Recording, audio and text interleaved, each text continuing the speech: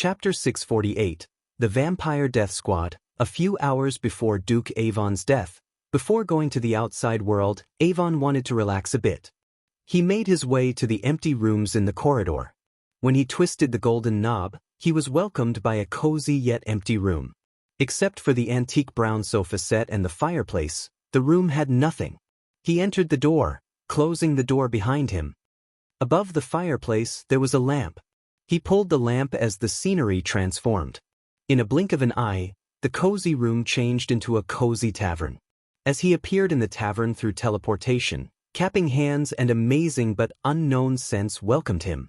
It was near impossible to see what was outside the tavern through the large, stained glass windows. One thing was sure, suppose anyone stood outside, they would hear a lot of beer glasses clinking. The bartender, who was a man with a handlebar mustache and thick sideburns, was a little preoccupied behind the bar but still managed to welcome Duke Avon with a wink. Duke Avon looked around the tavern in awe.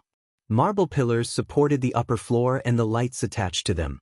The walls were loaded with hundreds of memorabilia, all signed and most likely donated by customers.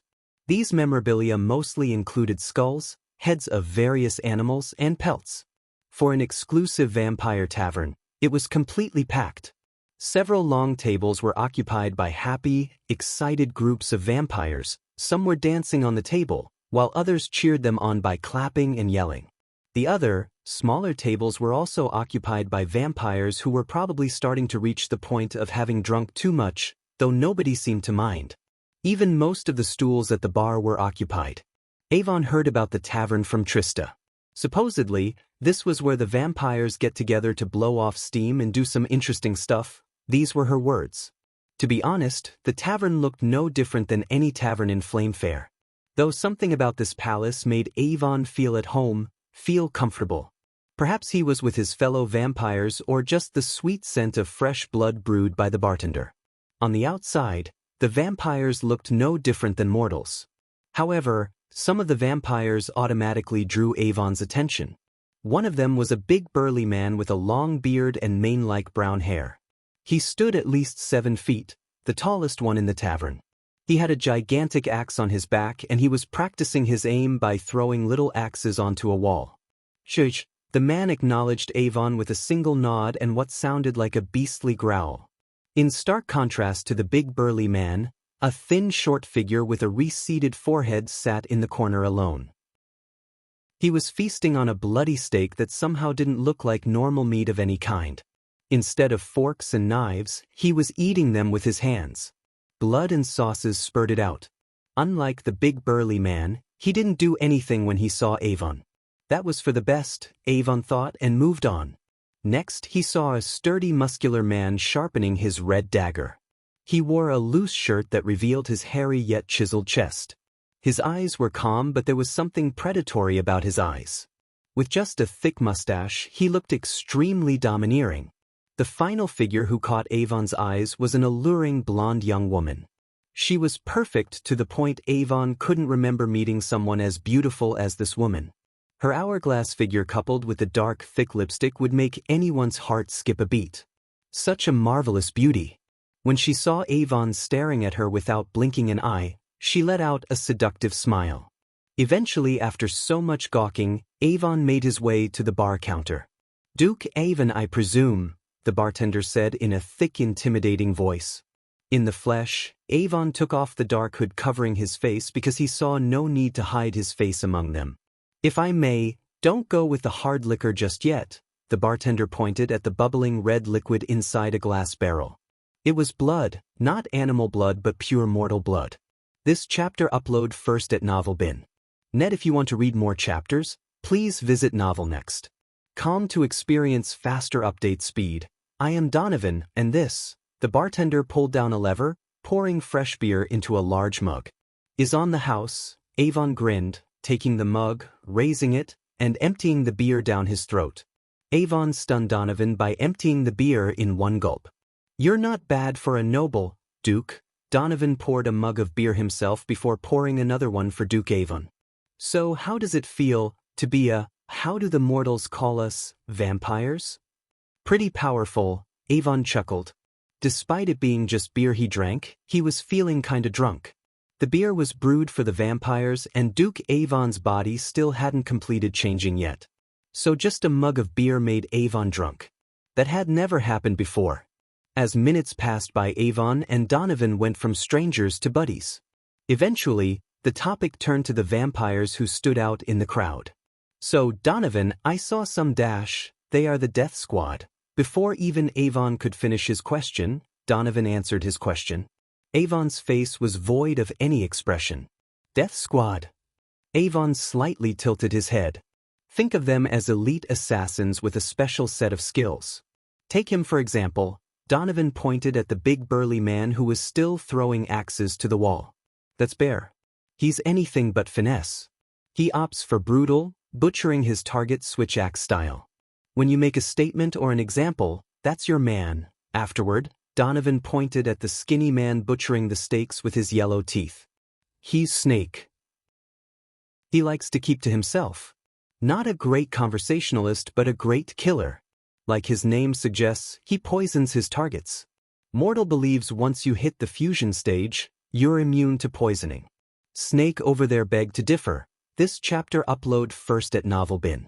Neat, as Donovan mentioned, the people do believe that once a cultivator reaches the fusion stage, they would become immune to all poisons.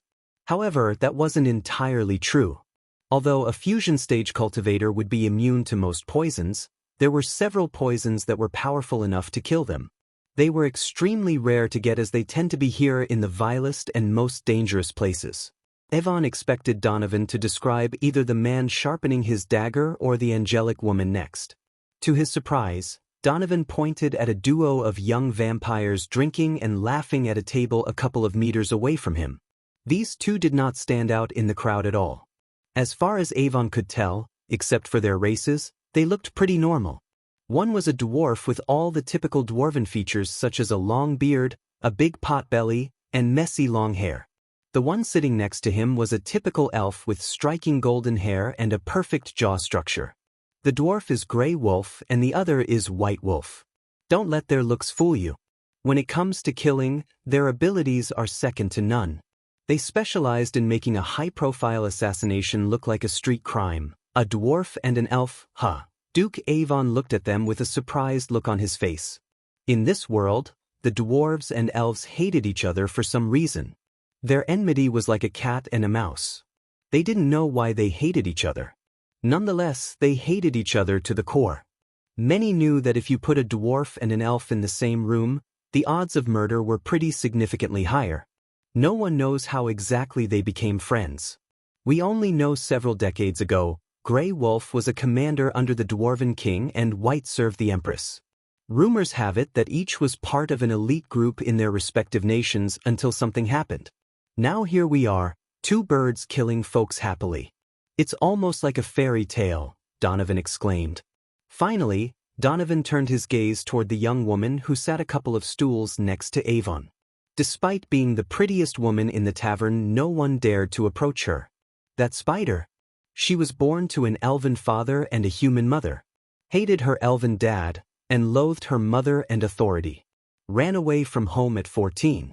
She spent her next couple of decades under the tutelage of Elder Lenora. But that's a story for another time. Spider lures her marks in the most old-fashioned of ways with her beauty. When they least expect it, she unleashes the fury like a woman scorned. She's an expert swordswoman and a nasty bitch with a bow and arrows. There's a rumor going around that she keeps her male victims' nether regions in a trophy case at home. I don't know how true that is, but if it is, that's some shitload of. Donovan just winked without finishing his sentence. He let Avon fill out the last word. If I were you, I would stay as far as possible from her, Donovan said, lowering his voice. Then, he quickly pointed his finger at the man sharpening his dagger. He's called Puma. A hunter turned assassin. He's the one you call him when you want to take out a powerful high-profile target silently. Elder Lenora met him one day during one of his hunts and took an interest in him. This is just a rumor, but some say he almost hunted down Elder Lenora, and when his hunt reached the end game, Elder Lenora was impressed by him and turned him and gave him teleportation talismans. Teleportation talismans? Duke Avon took a long sip of his beer. There are a lot of complications killing a cultivator where they are strong.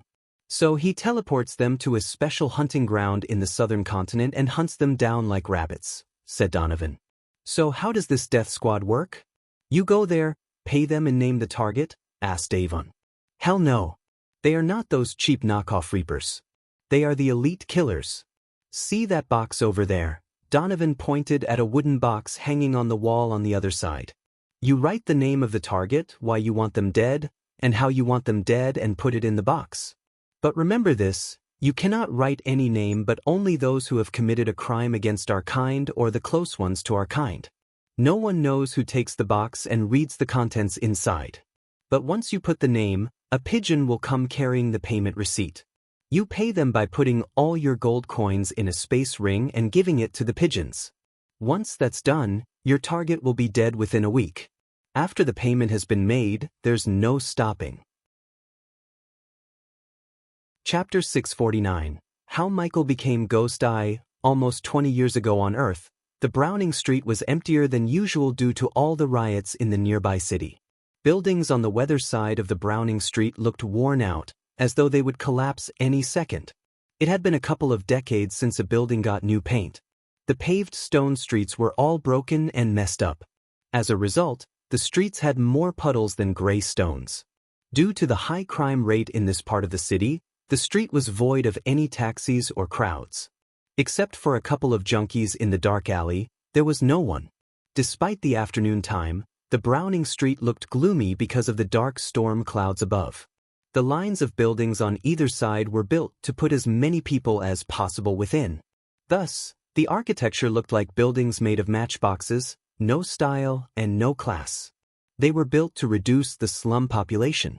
In one of those buildings, painted with white but now turned gray, a man wearing a fedora looked down the street from the 20th floor. The man was way out of place as he wore a black tuxedo, Oxford shoes, a black tie, and a fedora hat. He was neither too young nor too old, probably mid-30s or early 40s. His stubble beard and hazel eyes gave him a friendly charm to were any strangers to trust him. He looked at the street below, where an old man was lying in a pool of blood. His arms and legs looked crooked, as his head was mangled by hitting the ground with such force. Another one down, the man wearing the fedora smiled. He took out a notebook from his inner coat pocket and crossed a name off the list with a pencil. After putting the notebook and the pencil inside, he turned around and left the balcony. Silence fell over the Browning Street. Even up to this moment, no one had seen the dead body lying in the street. The junkies hiding in the dark alley were busy snorting white powder. This chapter upload first at Novelbin. Net. If you want to read more chapters, please visit Novel Next. To experience faster update speed. Eventually, the man climbed down all the 20 stairs to the ground level. He threw one last look at the dead body before disappearing into one of the dark alleys. To an oblivious man, the man fell from his balcony and died.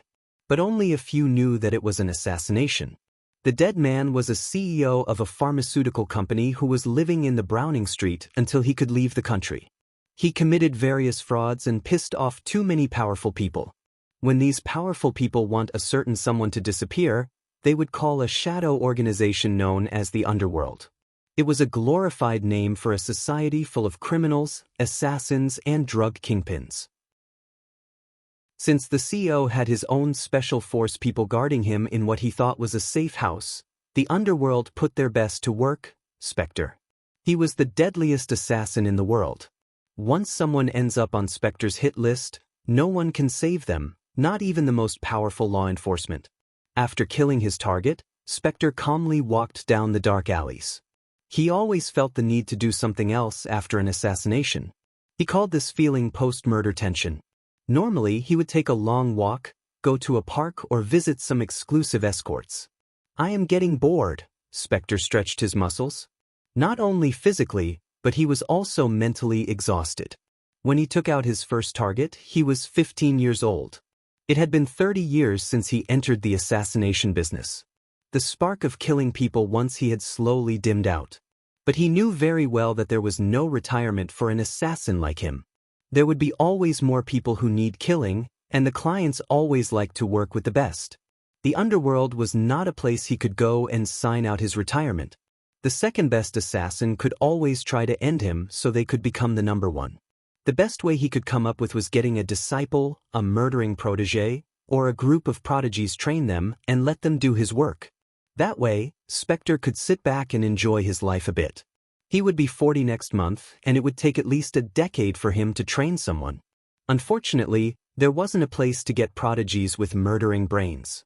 He wanted someone young, someone who didn't fear the strong, and someone who would be willing to kill without blinking an eye. As he was pondering about his future, he heard a commotion nearby. His ears twitched. Usually, Spectre wouldn't poke his nose into where it doesn't belong. But for some reason he felt curious. What the heck? Spectre shrugged and followed the sound of the commotion. After taking several steps, he reached a corner. He peeked around the corner, standing in the darkness to see a group of men beating the life out of a young kid. The men showed no mercy to the kid. The poor kid looked like he was 10 or 9. He was skin and bones as though he hadn't eaten in weeks. Little twat asking for more than he deserves. What did we tell you about taking this route, huh? This chapter upload first at Novel Bin. Net the men yelled at the kid without taking a break from kicking the kid. But despite their beating, the kid didn't cry. Instead, he curled into a ball, covering his face and abdomen as though he was used to getting beaten. If we see you in this route again, I will choose one of those little bitches and put the product in their bellies. Got it? A bald, burly man with a body full of tattoos spat on the kid. If Spectre wanted, he could beat the crap out of the three of them in a few minutes. Normally, he would have because it was a good outlet for post-murder tension. Even if Spectre killed them, no one would bat an eye. Because they all had a black mamba tattooed on their necks. As a dweller of the underworld, Spectre knew every criminal organization there is. This particular gang specialized in drug and weapons trafficking. As far as law enforcement considered, these guys did not exist. They had no passport, no identity card, or any bank accounts in their names. Suppose Spectre killed them, the gang would clear the body and evidence for him because the last thing they would do was seek the help of the police. However, Spectre did not do such a thing. Instead, his focus was on the little kid on the ground. After such a beating, a grown man would cry, let alone a 9-year-old kid. At first, Spectre thought the kid had lost consciousness, but he was proven wrong when the kid uncurled himself, crawled towards a dumpster, and got to his feet using the dumpster as support.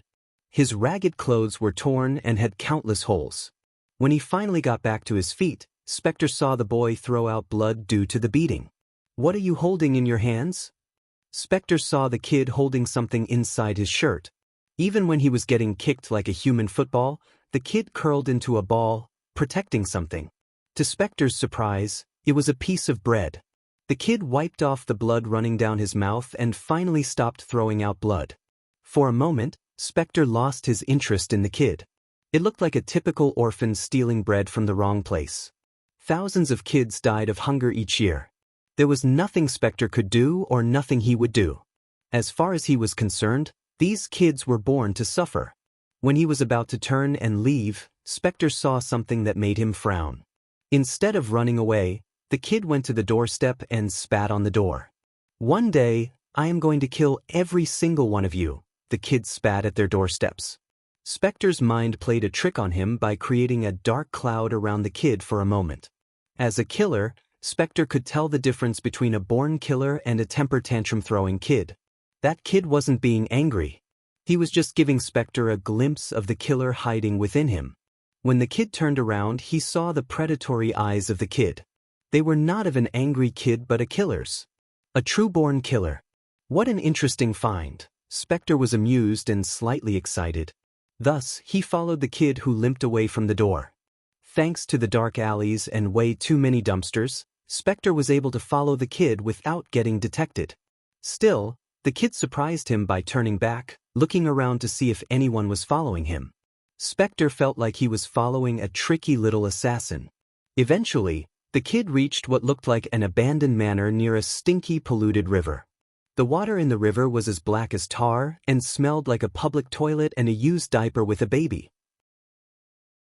Near the manor, Spectre noticed several large concrete tubes. Subsequently, several children and a young woman were standing inside the tube.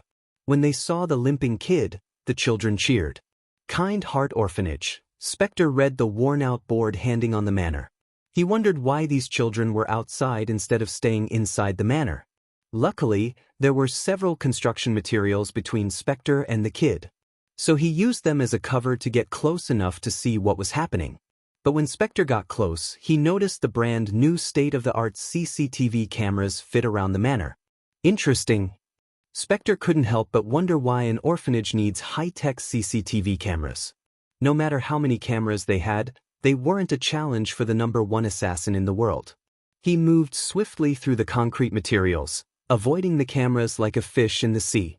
Eventually, Spectre reached a concrete tube next to the tube where the children were staying. The novel will be updated first on this website. Come back and continue reading tomorrow, everyone. Chapter 650 How Michael Became Ghost 2-inch Michael, what happened to you? Spectre heard a concerned voice of a young girl.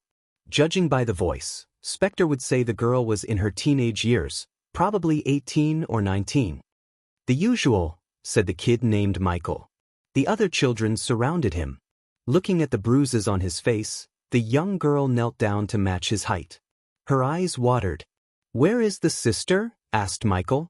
Inside, one of the children whispered. Silence fell over them for a moment until the thunder rumbled in the distance. Eat this. Michael gave the piece of bread he was hiding inside his shirt to the young girl. Where did you get this? Is this why you're looking like this? The girl questioned Michael. Tears began to roll out of her eyes.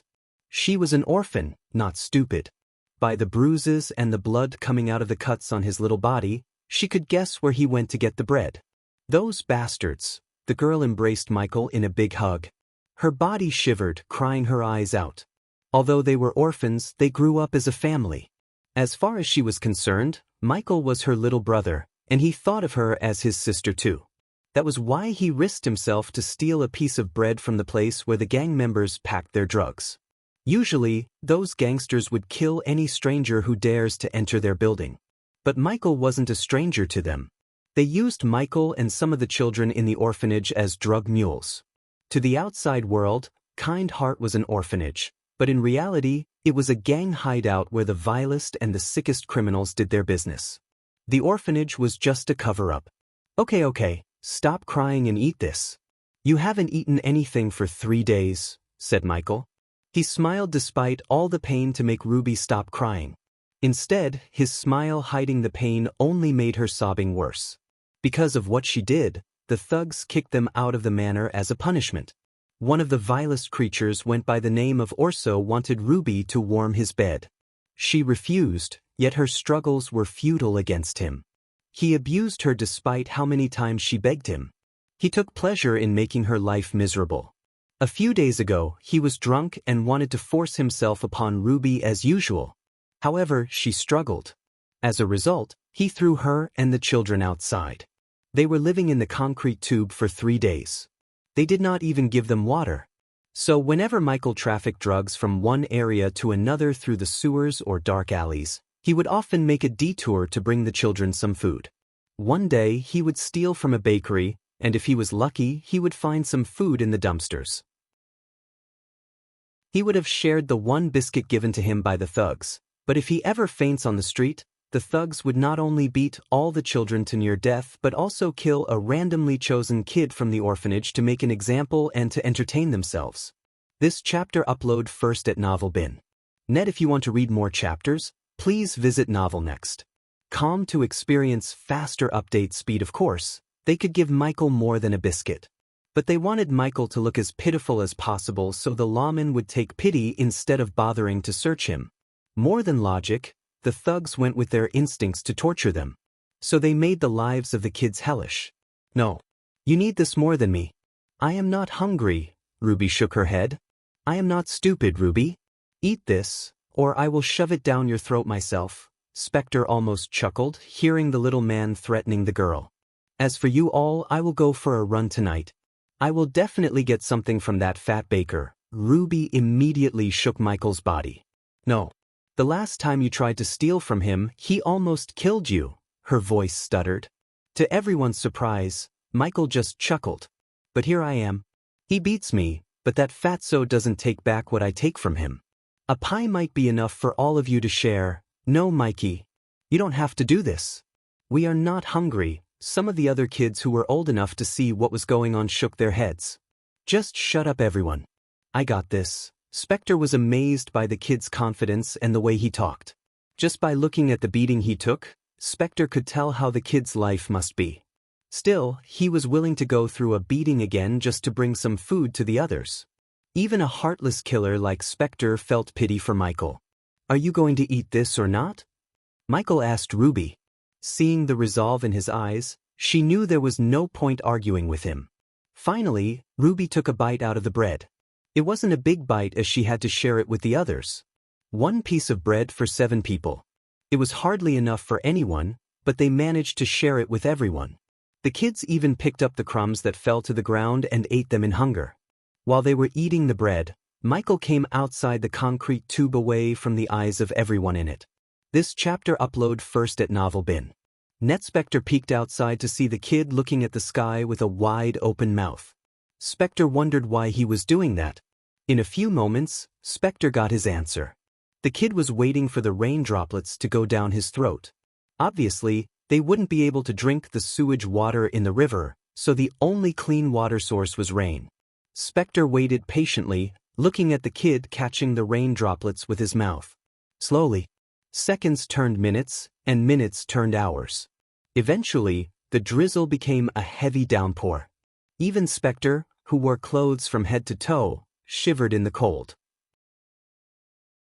So it wasn't a surprising image to see the children shivering in the concrete tube. They only had each other to get some body warmth. At this moment, everyone closed their eyes, having dreams and nightmares except 2, Michael and Spectre. The latter's eyes were fixed on Michael. As an assassin, Spectre had excellent eyesight, even in the dark. He could see the kid sharpening a rusty knife. Spectre didn't know where Michael managed to get the knife, but that wasn't the point. He was more curious why the kid was sharpening the knife this late in the night. "What are you up to, kid?" said Spectre. He watched Michael like a hawk. Eventually, he saw Michael crawl out of the concrete tube. He looked at the manor until the last light in a room snuffed out. After darkness completely surrounded the manor, Spectre saw Michael hasting to the manor. Despite the bruises and lack of nutrition, Spectre saw Michael run and parkour over the concrete materials like an expert runner. It was as though the darkness had boosted the kid's power and healed his wounds. Spectre followed Michael, hardly making any noise, and saw Michael climb up the manor as swiftly as a monkey. Standing on the ground, Spectre saw Michael slowly opening a window as quiet as a ninja. "That kid is a natural," Spectre's brows arched. Michael even used the thunderclaps to mask his footsteps and movements. It was simply genius. After Michael entered the manor through the window, Spectre climbed the manor in a few blinks of an eye. He slowly followed the footsteps of Michael into the mansion. As soon as Spectre entered the manor, he was stunned by what he saw. A spacious hall filled with wooden boxes containing high-grade weapons and armor. They had enough weapons to arm a small militia. Every single weapon was military grade worth millions. To Spectre's surprise, there were not as many guards as there should have been. Crouching on one of the ceiling beams way above the wooden crates, Spectre managed to locate Michael and the single guard snoring. Like the other thugs who beat up Michael, the guard snoring also had several tattoos on his body, including the black mamba on his neck. He was a big bald guy with a huge belly who could crush a scrawny kid like Michael with his one arm. Judging by the empty glass liquor bottle around the big thug, Spectre could tell unless a grenade went off near him, nothing could wake up the big guy. Michael slowly crouched to the big thug from behind, as quiet as a mouse. Something told Spectre that Michael had done this before. "Yeah." Suddenly, the big man growled, swatting the mosquito on his cheek. Michael halted his steps, hid behind one of the crates, and waited for a few minutes to confirm the big thug was still asleep. A few minutes later, he resumed his steps toward the big thug. Currently, there was at least 5 meters distance between Michael and the big thug. Spectre curiously stared at the scene unfolding. Unfortunate for Michael, there were no knives around him except the one in his hand. Even to this moment, Spectre couldn't figure out where the other guards were. But Michael knew. Once a month, all the thugs would leave the weapon depot for an hour to treat themselves to drinking, whoring, and beating out poor kids in the name of entertainment. He had been waiting for this day for a long time. Finally, it was time to make Rubus' life a little bit better. The closer Michael got to the thug, the more Spectre felt excited. Anticipation was killing him. He couldn't wait to see what Michael was capable of. If Michael really did manage to kill the thug, Spectre wanted to know what comes after the killing. The answer to his question was just a few meters away from Michael and the thug. A large pipe big enough to fit the thug ran from the manor to the river outside. Whenever there was heavy rain, the city would open up the floodgates. Once that happens, the flood would sweep anything in its path to the ocean. Looking at the large pipe and the polythene bag Michael picked up from one of the crates, Spectre figured out the little kid's plan. The novel will be updated first on this website. Come back and continue reading tomorrow, everyone. Chapter 651 How Michael Became Ghost. Step by step, Michael moved toward the thug, making as little noise as possible. He held the rusty knife in one hand and a polythene bag used to contain a pistol in the other. When Michael was just a meter away from the thug, he halted his steps, looked around, and took a deep breath, calming himself down. He slowly stood up to match the thug's height. Slowly, he walked toward the thug before plunging the dagger into the thug's throat as fast as he could. Despite his scrawny figure, his strength surprised Spectre. It wasn't easy for a kid like him to penetrate the thug's thick skin with a rusty knife. But Michael made it look so simple and easy. As soon as the rusty knife entered the thug's throat, he growled. Blood spurted out from the wound, but before it could spray over the table and the floor, Michael put the polythene bag around the thug's head. The thug violently struggled. Due to his drunk state, the thug wasn't as strong as he would normally be. Michael wrapped his thin hand around the thug's neck, siding the rusty knife from one end to another. When Michael's knife reached the larynx, his rusty knife met resistance. As an assassin who slit countless throats, Spectre knew how hard it is to actually kill someone by cutting human throats. It wasn't as easy as the movies showed them to be. The thug tried to turn his head, grabbing Michael by his neck. However, Michael began to stab the thug's eyes. The thug squirmed, frantically shivering. After stabbing the thug's eye through the polythene bag, Michael immediately followed up by stabbing the thug's throat right in the center. The blood loss, coupled with Michael's surprisingly strong grasp, made the thug slowly lose consciousness. To Spectre's surprise, Michael did not stop stabbing the thug. He ensured the thug stood no chance of surviving or fighting back. Finally, the thug fell to the ground with the chair. In a blink of an eye, Michael got on top of the fat thug. He plunged the rusty knife through the thug's chin, making sure he didn't yell or scream. Eventually, after so many stabs and much struggle, Michael rolled down the thug's body to the ground. His little chest rose and fell repeatedly. The polythene bag around the thug's head ensured blood from forming a puddle on the ground. Taking a few minutes of rest on the ground, Michael pulled himself to his feet. "This is what you get for hurting Ruby." Michael kicked the thug right between his legs to vent the remaining anger in his heart. Silence fell over the warehouse for a moment. In an utter silence, Spectre watched everything with an amused smile on his face. Finally, he had found a proper prodigy to train and impart his skills. He had seen many children of famous killers. They were trained from a little age to become the next generation of killers. But Spectre hadn't seen an intense murdering aura from them like he had sensed from Michael. He was a natural-born killer. With the remaining strength, Michael tried to pull the body toward the large hole on the other side of the warehouse. At the same time, Spectre noticed a few shadows when lightning flashed across the sky. Michael's body tensed when he heard the footsteps. He panicked as any kid should. He hastened his steps, but the thug was heavier than he expected. "Why do you have to forget your wallet today of all days, Jamie?" The two guards opened the door on the other end. They were on their way to Michael and their colleague. Now that Michael had killed the thug, he only had two choices: leave the body and run away or try to kill the other two guards. The latter wasn't possible for a scrawny kid like Michael no matter how much of a prodigy he was. So if Michael had to leave the body and run away, the two guards would see the dead body. Of course, at that time, Spectre wouldn't be surprised if the thugs decided to torture each and every kid individually to get the truth. Luckily for Michael, Spectre decided to help his soon-to-be disciple. He simply jumped down from the beam and landed a few meters away from Michael without making a noise. "Do you need help with the kid?" Michael's muscles went rigid. His eyes opened as wide as they could. He looked up with utter shock to see Spectre walking toward him. Due to the darkness, Michael couldn't see this man's face, but one thing was certain: he didn't belong to this gang, at least he didn't dress like one. "There are two guards on their way to right this spot as we speak," Spectre said silently, just loud enough for Michael to hear him. This chapter upload first at Novelbin. Net. If you want to read more chapters, please visit Novel Next. Calm to experience faster update speed. Michael clenched the bloody rusty knife tighter, threatening Spectre to kill him with his eyes. His eyes were predatory instead of fearing Spectre. "Who are you?" Michael asked. For the first time, his voice had a slight fear. He didn't fear for his life but for the other children. The fear of letting another child turn into a drug mule like him freaked out Michael. Unlike him, they didn't have the brain to outwit the other gangsters, criminals, and police. They wouldn't survive a week trafficking drugs and weapons from one end to the other under these vile creatures. "I've seen what you can do, Michael." Michael was taken aback by shock. "How do you know my name?"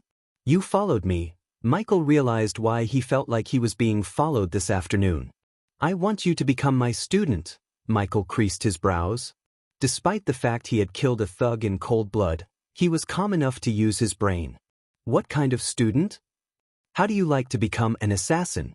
Michael looked at Spectre from head to toe. "You mean a hitman?" asked Michael. He was familiar with the term hitman because he had seen several in the warehouse.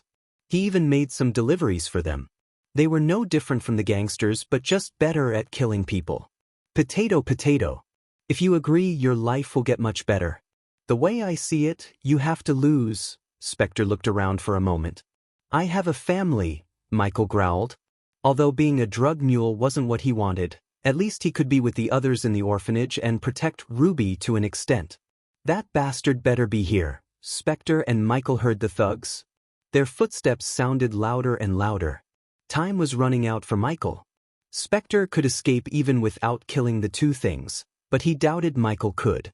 "Time is running out, kid. It's either agreeing to be my student or getting caught by the two thugs. If you are lucky, they will kill you, and don't touch the others. You're a smart kid, you can figure out what they would do to them, can't you?" Spectre slowly took a step forward. This chapter upload first at Novelbin. Net. "I am anything but lucky," Michael mumbled under his breath. He really didn't expect the other two thugs to show up. They should have been out for at least 2 hours. A single variant fucked up his plan. "How can I trust you?" "You can't. But you have no choice either." "Tick-tock, little guy," Spectre slowly said. The thugs got closer to the point Michael could see their shadows. Only a few crates stood between him and the two thugs. "Promise me you will put the others in a real orphanage far away from here, and I will do whatever you want. You got yourself a deal." Spectre extended his hand to shake Michael's hand. For a moment, Michael looked confused as the man seemed like wanting to shake his bloody hand. With a long, deep breath, Michael shook his hand. Just like how Spectre recognized Michael as a killer, Michael also had this weird feeling about the man before him. He had been dealing with murderous criminals his whole life, and none of them radiated such an intense killing aura. Michael felt like he had shaken the hands of an ultimate predator. Or so. "Where the fuck are you?" The two thugs finally walked around the crates to see the silhouettes of Michael and Spectre. "What the?" They panicked. They reached for the gun in the holsters, but Spectre was faster than them. In a blink of an eye, he took out the silenced pistol on his behind and shot them right between the eyes. Their bodies collapsed to the ground with a thud. Spectre's speed freaked out Michael. He didn't even see what just happened clearly. "Cool," Michael couldn't help mumbling under his breath. The stranger startled him with his speed. "What now? We take the kids and drop them somewhere safer?" Michael tilted his head. Remember, you can kill me, but I will become a ghost and haunt you for the rest of your life. When Michael saw the man remain silent, Michael threatened him. To his surprise, the man just chuckled. You don't need to die to become Ghost Kid. From now on, you don't exist. You're coming with me to a place where no one knows you, and you don't know anyone. In return, I will put the others in a much better place, a real orphanage, and put enough money to take care of themselves the rest of their lives. This was the first hardest decision Michael had ever taken in his life. He trusted a stranger to leave everything behind, even the one person he loved the most, Ruby, so they could have a better life. As far as Ruby and the others were concerned, Michael died in an explosion in the warehouse. As a result, the police rounded them up and sent them to a much better place where an anonymous donor made a huge sum of deposits in their names to live a lavish life for the rest of their lives. Even to this date, Ruby visited Michael's grave every month like clockwork and named her first son after Michael. Before Spectre went mad and ordered a hit on an orphanage Michael built, Michael always kept tabs on Ruby and saw her from a distance. Seeing her with a family of her own always made everything he did worth it. Not being able to meet Ruby in person was Michael's only regret on Earth. Chapter 652 Hunting Ghost. Inside the floating castle, Rowena sat inside her room filled with cold mist, meditating. Her eyes twitched when he heard footsteps. Slowly, Rowena opened her eyes to see Bai Ning entering the room. She held a golden parchment in her hand. He didn't reject my application, did he? Asked Rowena. He didn't, holy maiden, said Bai Ning. To her surprise, she saw Rowena sighing. I expected that. Rowena rose to her feet with grace. The mist slowly moved toward Rowena as she was sucking all the mist in the room. How long do I have to study there? Asked Rowena. 1 year for each specialization, 4 years, said Rowena. She did not like to waste her time studying, but she had no choice. As a holy maiden, she needed to be proficient in each specialization. Deep down, Rowena knew studying in Mazeroth was not a waste of time. Just she had never attended any secrets or academies before in her life, so it was going to be a new experience for her. You will start your academics in the House of Alchemists. Race everything you need, holy maiden. With a flick of her wrist, Bai Ning took out several items including jade green robes from her space ring. Rowena picked up the silver parchment and opened it. Rubiha? Did you pick this name? Asked Rowena. Her face was void of any expression that Bai Ning couldn't tell whether she liked the name or not. You have to go to Mazeroth in 3 days, holy maiden, said Bai Ning. Throwing the silver parchment aside, Rowena locked her gaze with Bai Ning. When were you planning to tell me about the vampires, Bai Ning? Asked Rowena. Until Rowena saw the royal news, even she didn't know about the vampires. But she was sure the Sky Hall knew about their existence. It made Rowena wonder why the Sky Hall elders chose not to reveal their existence to her. For a moment, Bai Ning didn't say a word. Silence fell over them. It wasn't a decision made by Bai Ning. Instead, the elders ordered her not to share the vampire's existence with the Holy Maiden. They wanted the Holy Maiden as far as possible from what was happening outside. This chapter upload first at Novel Bin. Net. If you want to read more chapters, please visit Novel Next. Com to experience faster update speed. Did the elders tell you not to? Bai Ning's heart skipped a beat. Rowena calmly questioned Bai Ning as though she had read the old woman's mind. Bai Ning's silence was more than enough for Rowena to know the answer to her question. When I ascend to the throne, there will be many changes. Bai Ning. Rowena's words were full of authority and dominance. Although Rowena was chosen to be the Holy Maiden, she would get her full power and authority over the elders only after she ascended to the throne. To take that throne, she needed to reach the immortal stage. Until then, she would only be the Holy Maiden in the name. My father almost died fighting an elder vampire. Did you know that? Rowena questioned the old woman again. The old woman has been with her since she was little. However, lately she had started to have so many secrets.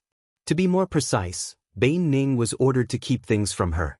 Rowena hated secrecy, especially from people who were close to her. What Rowena hated most was she had to learn what had transpired on the battlefield from Andrews. Until Andrews told her what had happened, she didn't know her father almost died fighting an elder vampire. She may haven't fought one yet, but she heard how powerful an elder vampire could be. You've been keeping so many secrets lately by Ning. Rowena's eyes turned predatory.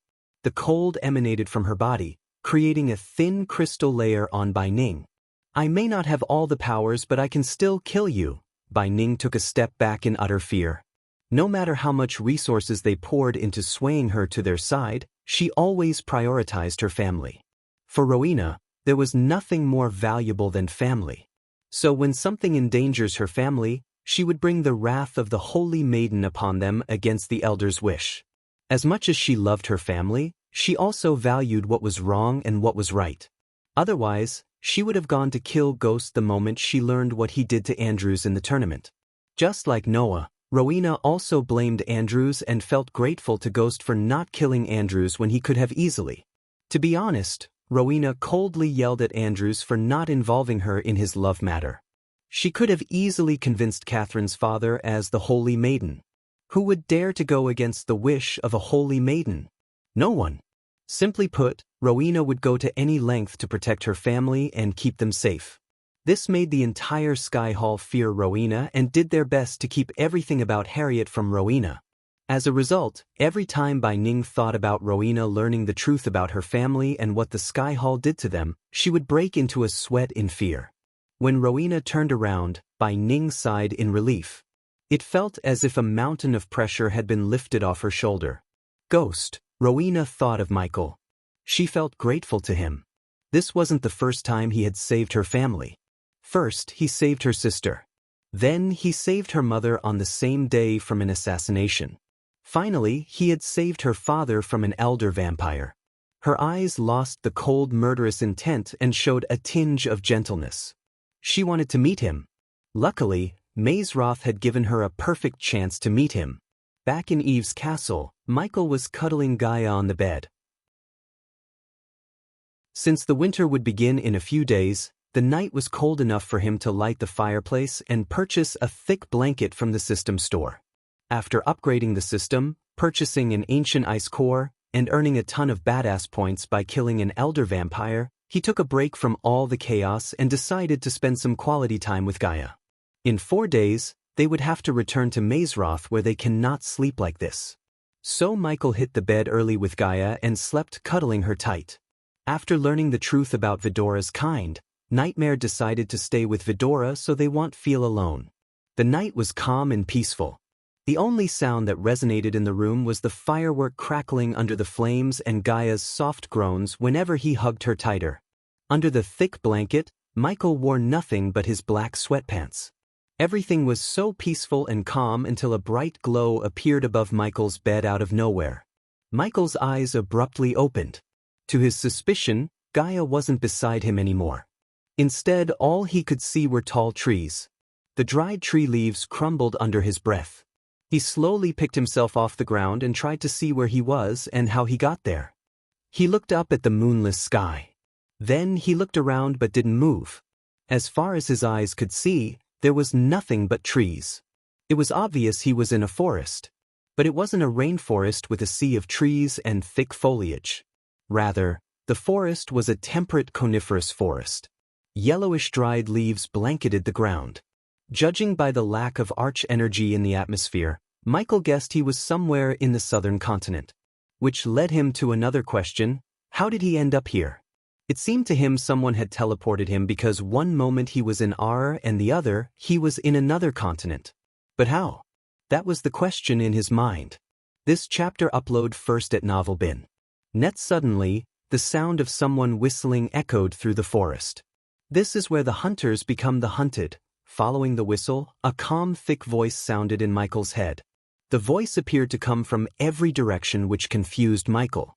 However, whoever teleported him didn't have an idea that Michael could still use arch energy in the southern continent.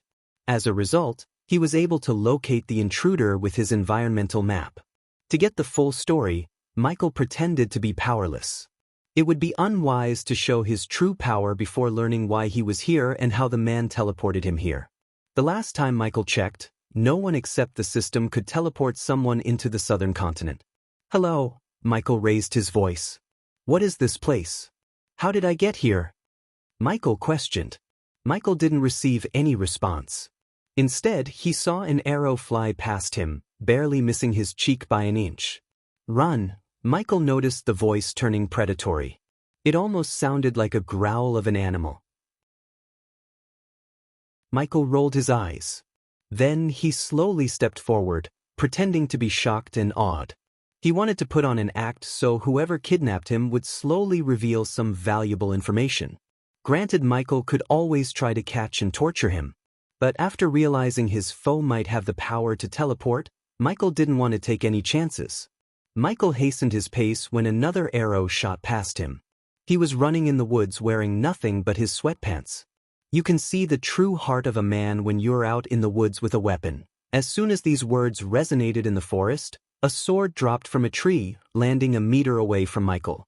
Michael entertained the one who thought hunting him by picking up the sword.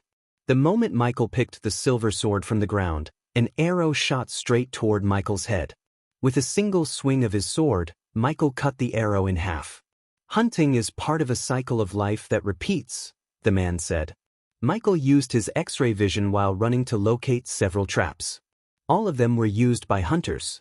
Michael avoided every single trap in the arrows. A worthy prey after a long time, the man who was hunting Michael exclaimed. To track prey, you must first know it as you would a brother. Am I right, Ghost? Asked the man. Chapter 653 Puma, the hunter using the X-ray vision. Michael noticed several traps on his way. One of the traps was connected to a large log above. Once he trips the wire, it would bring down the log in an arc, knocking down the poor soul. To get more information from this hunter, Michael needed to get out of his sight. His mind quickly formed a plan. He slowed down, letting the hunter get a bit close. When the hunter was directly behind him, Michael threw the sword, slashing the tripwire. As soon as the sword cut the wire, a large log came down, swinging. With his superior agility, Michael jumped on the log at the speed of a lightning flash and leaped away from its trajectory. The log traveled swinging in the air. For a moment, the hunter's sight moved from Michael. Michael heard a rustling sound. The hunter slid under the log to escape it. Fortunately, the split-second distraction enabled Michael to do something the hunter never had expected. He used the arch energy to get to a treetop with a single leap. Michael jumped from tree to tree, canceling the noise with arch energy. The traps, the quotes the hunter spoke, and everything about this place told Michael the man was obsessed with hunting. A man such as him would have keen senses and tracking abilities. So Michael left no trail for him. After leaping off the log, Michael's feet never touched the ground as he flew a few inches above the ground, not enough for the hunter to differentiate between running and floating. After leading several trees, Michael willed the system to equip his black dress. Michael manipulated the darkness to cover himself. It was enough for him to blend in with the dark night. Hanging on a tree way above the ground, Michael used thermal vision to track down the hunter. To the naked eye, the hunter was invisible due to the ghillie suit and the darkness. But to Michael, the hunter was clear as day. Michael adjusted his X-ray vision to take a closer look at the hunter slowly moving forward. The man crouched down, looking for food prints or disturbances on the ground to locate Michael. Michael felt like a predator. His mind almost screamed at him to make some clicking noises, just for fun. "Where are you?" the hunter asked Michael. Despite the lack of tracks, the hunter remained calm. He almost sounded amused. The hunter eventually looked up to see if Michael was up in the trees. "I can hear your heartbeat, Ghost." To Michael's astonishment, an arrow soared through the hair, hitting the tree just missing his face by a couple of inches. If it wasn't for Michael's superior reflex, the arrow would have penetrated his head right away. Michael immediately leaped onto another tree and yet again, the hunter hit the tree with an arrow as fast as Michael's leap. "Hear my heart beat, huh?" Michael smirked. "I gotta give it to you, Ghost. You are a damn good climber," the hunter said. There was a bit of admiration in his voice. "Thank you. I would shake your hands, but Michael's words were abruptly cut short when an arrow hit the bark beside him. I will shake your hands.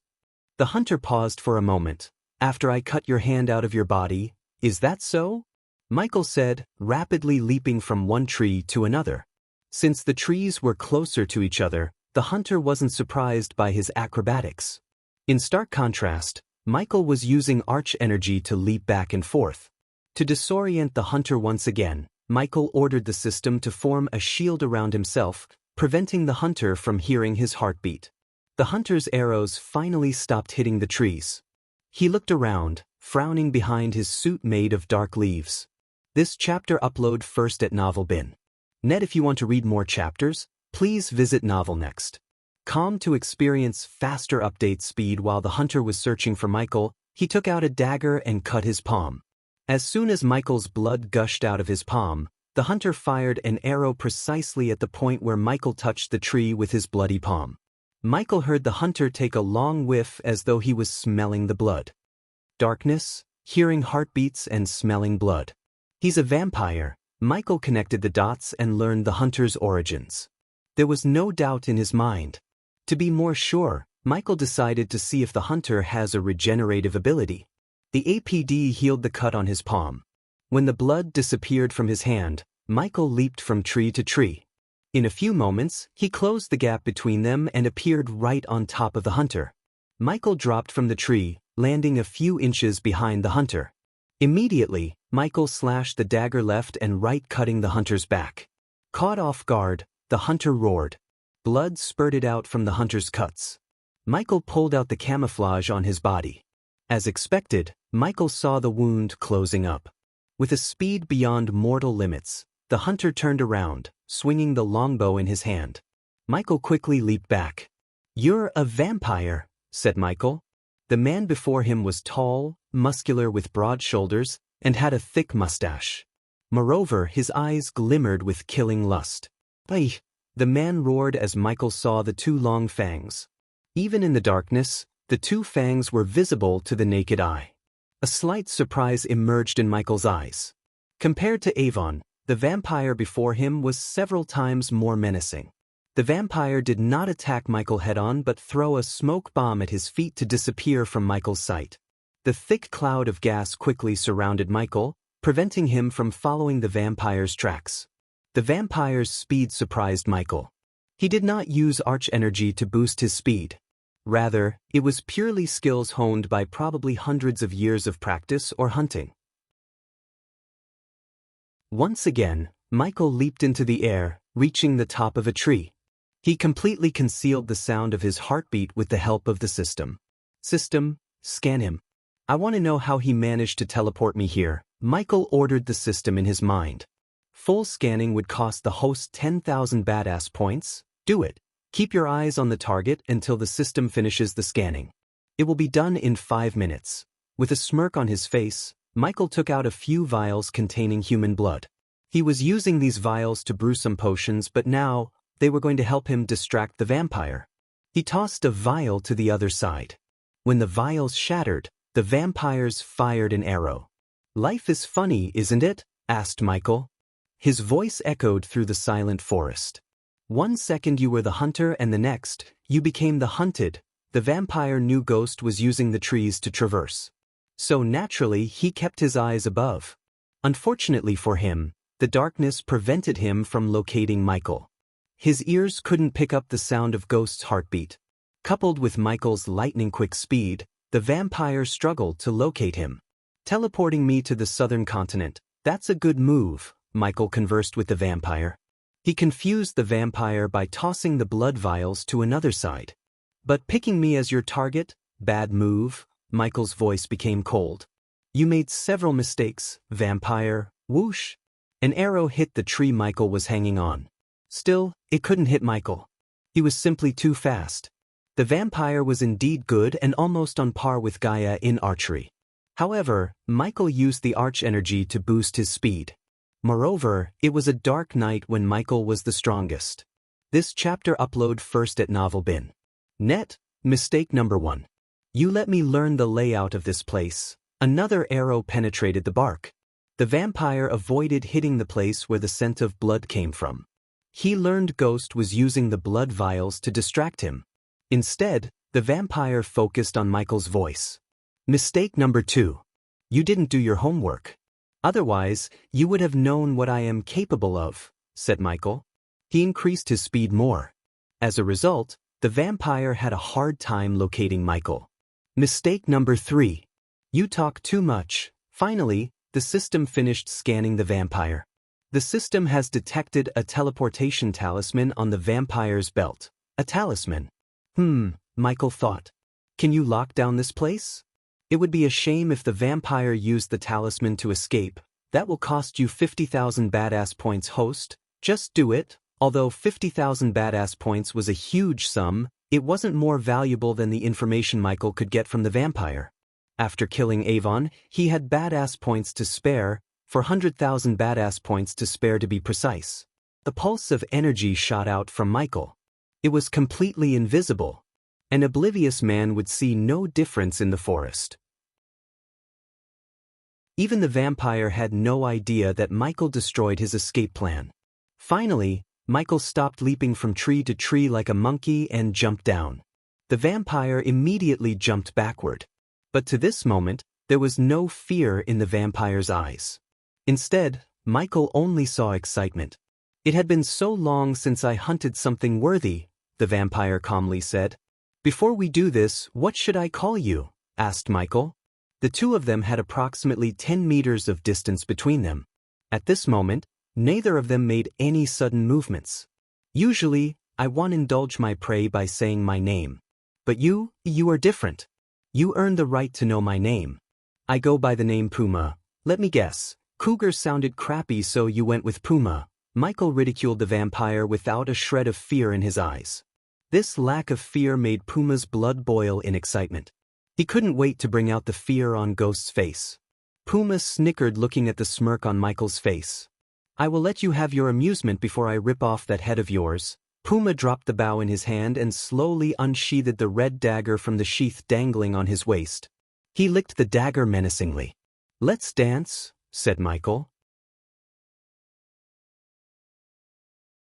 Chapter 654 Serpent Mega's Bane. Since Michael threw the sword to cut the trapwire, he didn't have a weapon in his hand. But no weapon, no problem for Michael. The vampire dashed at Michael with speed beyond any mortal's limits. Michael sensed no arch energy around Puma's body. It seemed like only the talisman was using arch energy somehow to teleport. Other than the talisman, Puma had nothing that capitalized on the arch energy. Instead, Puma used pure skill honed by years of training to fight Michael. Puma closed the gap between them in a blink of an eye. He swung the dagger left and right with deadly precision. Although his movements weren't fancy or had much technique, they were deadly and, moreover, fast. A single misstep and the dagger would cut Michael's neck. Ding! The dagger met the shield that suddenly appeared over Michael's wrist. Sparks flew around them. Michael used the shield to block and parry Puma's attack. For a few moments, Puma viciously struck the shield left and right.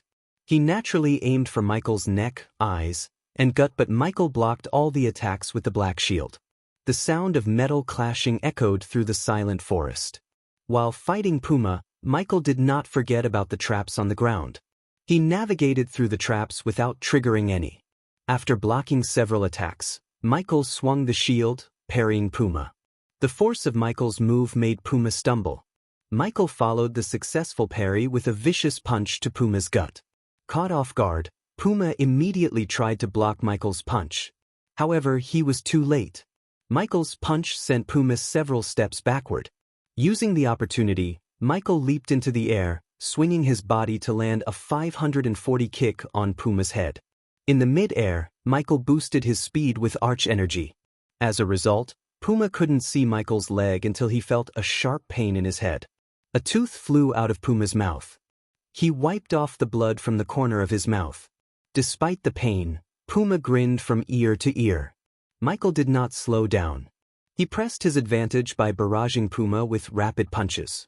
Vicious punches and kicks overwhelmed Puma. Michael swung his shield, knocking back Puma a few meters back. Without giving Puma time to retaliate, Michael finished his combo with a powerful tornado kick. The moment Michael feet his Puma's head, Puma felt like he was hit by a hammer. His legs trembled. He stumbled back. Serpent Mega.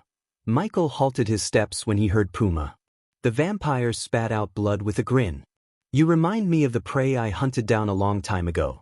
She too fought just like you, Michael creased his brows.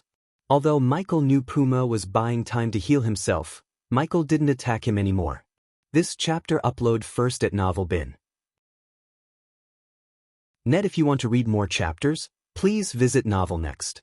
Com to experience faster update speed, but how did a human like you learn the forbidden fighting style of Nagas?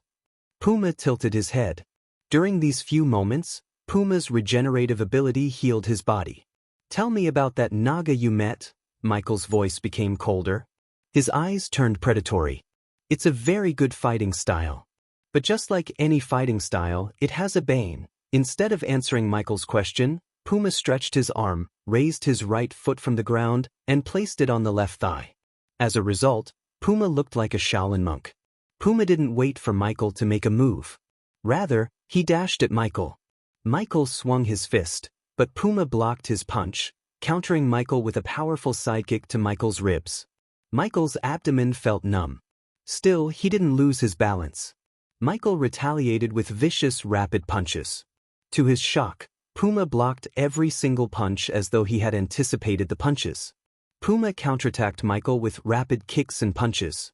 Thanks to the APD, Michael's organs got healed in no time. Otherwise, he would have puked blood. In a few blinks of an eye, Puma landed 50 or so punches and kicks on Michael. The worst thing was Michael couldn't anticipate Puma's attacks. Just as Puma said, his Serpent Mega finally met its bane. Even though Michael practiced and made changes to the Serpent Mega to the point he reached 98% mastery, it was still a fighting style created by Naga in this world. Thus, it wasn't a unique, undefeatable fighting style. Puma leaped into the air suddenly. He swung his body mid-air and shot toward Michael like an arrow.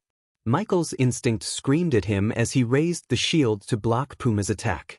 Surprisingly, Puma leaped over Michael's shoulder, changing his trajectory. He swiftly landed behind Michael. Puma was fast to the point even Michael didn't react in time. The vampire swung his dagger, cutting Michael in the back. Blood spurted out. You're not giving your full focus to me, Ghost, Puma said after leaping away from Michael. He was right. Michael couldn't completely focus on the fight. His mind wondered who the Naga was. Was he talking about Gaia's mother? Michael couldn't help asking himself this question. This time, Puma was surprised to see the wound closing up on Ghost's back. This chapter upload first at Novel Bin. Netta? Puma was confused. Ghost was not a vampire. Then how could his body heal without a healing potion? Puma was certain Ghost didn't drink a healing potion. Yet, his body healed itself. You are right. Michael finally turned around. He retracted the shield and cracked his fists. I was wondering whether to kill you or catch you alive. Thank you for making the decision easier. Puma heard a low-pitched whistling noise. He saw Ghost's eyes glimmer for a moment. If they had daylight, Puma would have seen Michael's eyes turning pitch black. Darkness shrouded Ghost. Suddenly, 2 black laser beams shot out of Michael's eyes. Puma didn't even have time to react as the 2 black laser beams penetrated through his shoulder. Moreover, the beams contained a force that sent Puma flying onto the tree behind him. Splinters of wood flew. Any man could see the 2 holes in several trees. After the black laser beams disappeared, Michael's eyes radiated a puff of smoke. Michael's face turned serious. He wasn't playing anymore. Immediately, Michael ordered the system to disable if there was any surveillance spell or recording stones around them. Next, Michael dashed at Puma, who was trying to pick himself up from the ground. Since Michael lacked the badass points to empower the dark beams with dark flames, the 2 holes in Puma's shoulders slowly closed up. Seeing Ghost dashing toward him, Puma quickly prepared himself to block his attacks. The imminent threat stopped Puma from wondering what the heck just happened. But his body refused to move as though an invisible force was shaking his body. When Michael reached Puma, he punched Puma in the face. A sickening crunch resonated from Puma's nose. It looked crooked. Before it could heal itself, Michael snatched the red dagger in his hand. The dark flames engulfed the dagger. Immediately, Michael swung the dagger, cutting Puma's hand clean off of his shoulder. Blood spurted everywhere, including on Michael's face. But Michael did not stop. He cut Puma's second hand. Arghar! Puma screamed as the red dagger turned into an ooze by the dark flames. As expected, the dagger couldn't withstand the heat of the dark flames for longer. It must have been an epic class weapon to last long enough for Michael to keep the dark flames for a couple of seconds. The two hands hit the ground with a thud. Puma had never felt such intense pain ever since he was turned by Elder Lenora. The pain was too excruciating. Every fiber in his body screamed in agony. Since his hands were cut off by the dagger engulfed by the dark flames, Puma's body was unable to regenerate the two hands. Without playing with Puma, Michael flicked his wrist, taking out a long needle from the system storage. He stabbed the needle into Puma's neck without wasting any time. As soon as Michael injected the needle into Puma's neck, the vampire squirmed frantically. His body soon stopped moving altogether after a few moments. Silence fell over them once again. Except for the sound of dried leaves rustled by the wind, one could hear nothing. Michel wanted to teleport Puma to the crypt. But he raised his hand and touched the tree behind Puma. Soon, a golden glow appeared in the tree for a moment and disappeared after a second. After placing a rune on the tree to teleport here later, Michael willed the system to teleport Puma and him to the pocket dimension attached to the dark forest. That was where Michael tortured and killed Connors. He used the pocket dimension to interrogate high-priority targets. His instincts told him that Puma was nothing but a high-value target. There was a chance Puma was talking about Gaia's mother. He recalled Gaia telling him that the serpent Mago was taught to her by her mother and only their bloodline knew this fighting technique. If Puma really had met Gaia's mother, he might know something that could help them figure out where Gaia's mother is and, more importantly, what made her fake her own death and disappear. In a blink of an eye, the scenery around Michael changed. Puma was still unconscious. My lord, as soon as Michael appeared in the pocket dimension, he was welcomed by Azazel. The demon butler was surprised to see Michael with Puma. The demon butler was enjoying his time off in the serene view of the waterfall and the small lake at the feet of the waterfall. His break was cut short when Michael appeared. Tie him to the tree. Michael pushed Puma to Azazel and disappeared once again. The novel will be updated first on this website. Come back and continue reading tomorrow, everyone. Chapter 655 Uncovering the Truth About Gaia's Mother. After Azazel tied up Puma against the lone apple tree in the pocket dimension, Michael appeared before him with a potion. Where are you? Michael heard Gaia's voice in his head. Just having a meeting with Azazel, baby, said Michael. He created a dome around him so Puma wouldn't hear him. Initially, Michael thought about informing Gaia. However, he changed his mind as he didn't want to raise Gaia's hopes up in case Puma was lying or talking about another Naga. Luckily, Michael had the truth serum that he used on Victor in the system storage. What is this place? Puma asked Azazel. When Puma turned his gaze to Azazel, his brows arched up. Despite the pain, Puma could feel some strange energy radiation from the man dressed as a butler. Especially the sound of a heartbeat. He had lived as a vampire for almost 100 years, but he had never heard such an abnormal heartbeat. What are you? Puma's fangs grew out. He tried to regenerate his arms, but something prevented his ability to regenerate. Furthermore, Puma wondered how Ghost used arch energy inside the void line. Unless Ghost was a vampire, there was no chance he could have used a spell. But Ghost was no vampire. He saw him walk in the sunlight without wearing any dark cloaks to cover his face. You're probably wondering whether I am a vampire or not, right? Puma heard Ghost's voice. As though Ghost had read his mind, he asked the same question Puma asked himself. I am not a vampire, Ghost answered. There was a peculiar calmness to his voice. But I am something much more. The dark night somehow turned darker when Ghost uttered these words. Puma looked around to see something that could help him locate where he was. Several questions appeared in his mind. You kind has been bothering me for some time. Look, I killed one when he attacked me first. Then, Duke Avon, he stole something that belonged to me. In these two scenarios, your kind crossed my path. I didn't do shit to you people. Michael walked around the tree with his hand behind his back. Now see, I was back on R, sleeping with my girl. I don't spend enough time with her, but does she complain? No. Michael stopped, facing Puma in his eyes. Michi placed his hand on Puma's shoulder, so whenever she asks me something, I go to hell and heaven to get that for her. Luckily for you, you have something she wants. Puma growled like a wounded animal. However, continued to converse with Puma. Tell me about the Naga you mentioned earlier. In return, I will let you go and meet your boss for a peace talk, said Michael. Honestly, Michael had no intention of letting Puma go. However, if the vampires were up for it, he could go for a peace talk. The Dark Lord could hunt down the bloodsuckers while Ghost could be at peace with them.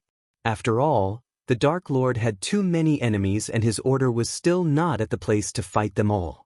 To Michael's surprise, Puma began to laugh. You think I am stupid human? You used arch energy within the void line. You brought me here, which is definitely something you keep hidden from the rest of the world. You wouldn't have shown these if you intended to let me go. So go ahead, kill me. A hunter should always prepare himself to be hunted. I won't tell you shit. Puma spat the blood clinging to his throat on Michael's face. I wish you hadn't done that. As soon as Michael said these words, he stabbed Puma's neck with the needle in his hand. He slowly injected the truth serum into his bloodstream. The only downside of using it was that Puma would die in an hour. Azazel stood beside him, looking at Puma growl. He wondered what the vampire knew for his master to bring him here in his ghost persona. Besides, Azazel noticed the cold killing intent in his eyes. As Puma said, Azazel also knew Ghost has no intention of letting him go. But it was a pity that Puma took the hard way. Otherwise, he wouldn't have earned a quick painless death from his master. Silence fell over them. Except for Puma's groan, they heard nothing. After almost 10 minutes of utter silence, Michael's question broke the silence. What's your real name? This chapter upload first at NovelBin.net. If you want to read more chapters, please visit NovelNext. Calm to experience faster update speed. Puma's eyes turned from predatory to submissive. He stopped squirming. Corbin, said Puma. What do you know about the Naga you mentioned earlier? Asked Michael. He wanted to know about the Naga more than who sent Puma after him. A rogue vampire. Elder Lenora wanted me to hunt her down quietly. Michael's veins bludged up under his skin. His eyes immediately turned predatory. Did you kill her? Asked Michael. Azazel saw bolts of golden lightning crackling around his hands, threatening to kill Puma. She escaped, said Puma. Finally, Michael sighed in relief. Tell me more, Michael threatened Puma. Who was she? Michael stared at Puma for his answer. Everything around him seemed to have slowed down. Puma's answer could help Michael find Gaia's mother if the Naga Puma ordered to hunt was indeed Gaia's mother. Adelia Ashton. The Queen of Nagaland. Michael's heart skipped a beat. Shocking was an understatement. How could Gaia's mother be a vampire? Was she turned? Was that the reason Adelia left Gaia? So many questions emerged in Michael's mind. What do you mean she was a rogue vampire? Adelia wasn't a vampire. Michael grabbed Puma's throat. Unknowing to Michael, a layer of darkness appeared around him. Azazel noticed the changes but chose not to say anything in front of Puma. A rogue vampire. They don't obey the clan rules. They are rogues, living with the mortals, doing what they like when they like. Whenever their actions threatened to expose the clan to the outside world, the elders would put a hit on them. That was what happened, said Puma. Who turned her? Asked Michael. This time, his voice became demonic. Without using any devices, his voice sounded demonic. Fortunately, Puma wasn't in a state to rationalize or use his brain. I don't know, said Puma. Since he was under the influence of the truth serum, there was no possibility of Puma lying. Still, it was hard for Michael to believe. When did you last see her? Asked Michael. According to Gaia, Adelia died when Gaia was 6 years old. That meant she had died 23 years ago. Although Michael didn't believe Adelia really died, A solid proof of life could prove that Adelia was alive and sometimes help them find Adelia. Tell me exactly when you tried to hunt her? Asked Michael. 22 years ago. Michael loosened his grip on Puma's throat. His legs automatically took a few steps back. She faked her death. Adelia didn't die that day, Michael mumbled under his breath. My lord, if I may, Azazel asked. Since he noticed Michael was in shock, Azazel wanted to give his master a break and continue the interrogation himself. Go on, Michael nodded. He needed to inform Gaia. He didn't know how she was going to react. Nonetheless, she needed to know the truth about her mother. Do you know where she is now? Asked Azazel. This chapter upload first at novelbin.net? No, said Puma. If you want to find her again, where do you look, and who do you question? Asked Azazel. ID start with Elder Lenora. She put the hit on her. So if anyone knows something, it's Elder Lenora. Michael recalled seeing the elders in the surveillance room in the dark forest. When he visited the castle of vampires, he bugged the entire castle. So he knew every single elder vampire. If his memory served him right, Lenora was the red-haired vampire. Now that Michael thought about everything, he had never seen Puma in the castle. Because the Vampire Death Squad only visited the tavern, which was a pocket dimension attached to the vampire castle, Michael's spiders never caught them. Who else knows about Adelia Ashton? Asked Azazel. I don't know, answered Puma. Let me rephrase my question. Is there anyone who might know about Adelia? Asked Azazel. Michael locked his gaze on Puma. If Elder Lenora put an open contact, the other Death Squad members might have gone after her. Michael clenched his fist. Death Squad? Who are they? Asked Azazel. Judging by the name, it was evident they were some kind of assassins the vampire elders used to kill whoever stood in their way or hurt their kind. Assassins. Each had their own way of tracking and killing targets. I am one of them. Who else is in the Death Squad? Asked Michael. Bear, spider, snake, gray wolf, and white wolf. Michael inquired about each and everyone from Puma. If Michael didn't have the system, he would have been dead right now. Puma was not at all an easy foe to go against. In fact, with the teleportation talisman, Puma could hunt almost anyone in the world. If the others were anything like Puma, Adelia would have been in real trouble. No wonder she faked her own death, thought Michael. It was time to bring Gaia to meet Puma. But before he teleported back to R, Michael forced the blood tonic down Puma's throat. In case Puma used some tactic to escape this place, Michael could kill him with a snap of his finger. It was reassurance. Keep an eye on him, Michael said to Azazel. Then, Michael disappeared into thin air. The scenery quickly transformed around Michael. When he appeared in his room in Voldegard's castle, he noticed Gaia peacefully sleeping. He took a deep breath and walked to her side. Gaia. Michael gently brushed her face. What? Come to bed, she groaned, half asleep. Wake up. There is something you need to know. Sensing the seriousness in his voice, Gaia slowly opened his eyes. Michael sat on the bed beside her. What is it? The sleepiness in Gaia's eyes instantly vanished. In its stead, a glimmer of worry glistened in her eyes. I caught someone who met you, mother.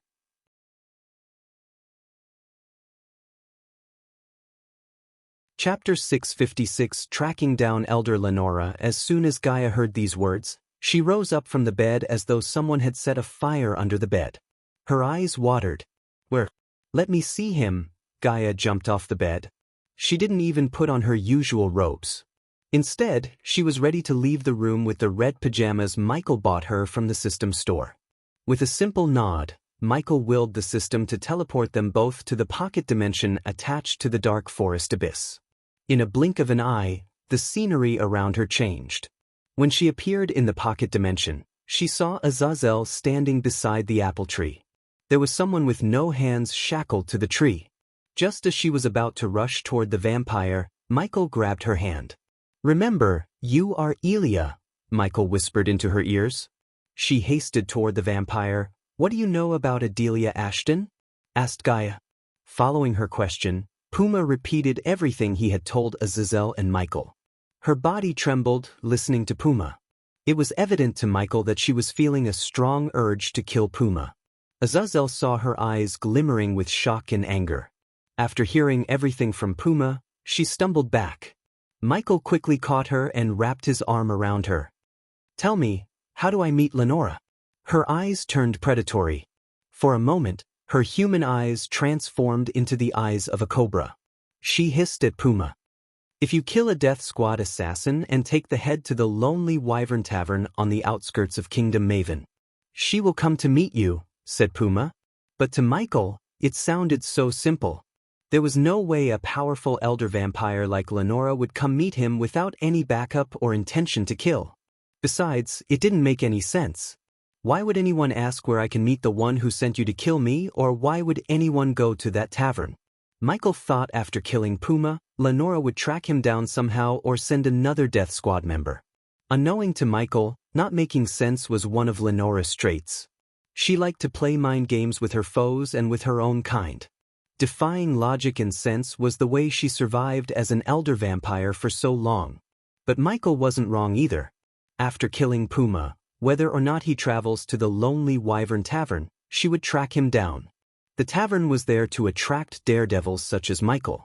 In a way, Lenora's plan worked because Michael had already made up his mind to visit this tavern. Blood spurted out suddenly as Michael and Azazel saw Puma's head flying in the air. They turned their gazes at Gaia to see a bloody silver sword in her hand. "I am going to meet her and find my mother. I shouldn't have stopped trying." She clenched her fist. "You're not." "I am," said Michael. "What?" Gaia looked him in the eyes. "I said you are not going to meet Lenora." "I am. Puma was after me. So I'll only make sense if I go to meet her." This chapter upload first at Novelbin. Net, if you want to read more chapters, please visit Novel Next. Calm to experience faster update speed as Michael expected, Gaia shook her head. "No. I'm not putting you in danger so I can find my mother. You are both important to me." Gaia was firm in her decision, and she would fight for it. Michael could see it in her eyes.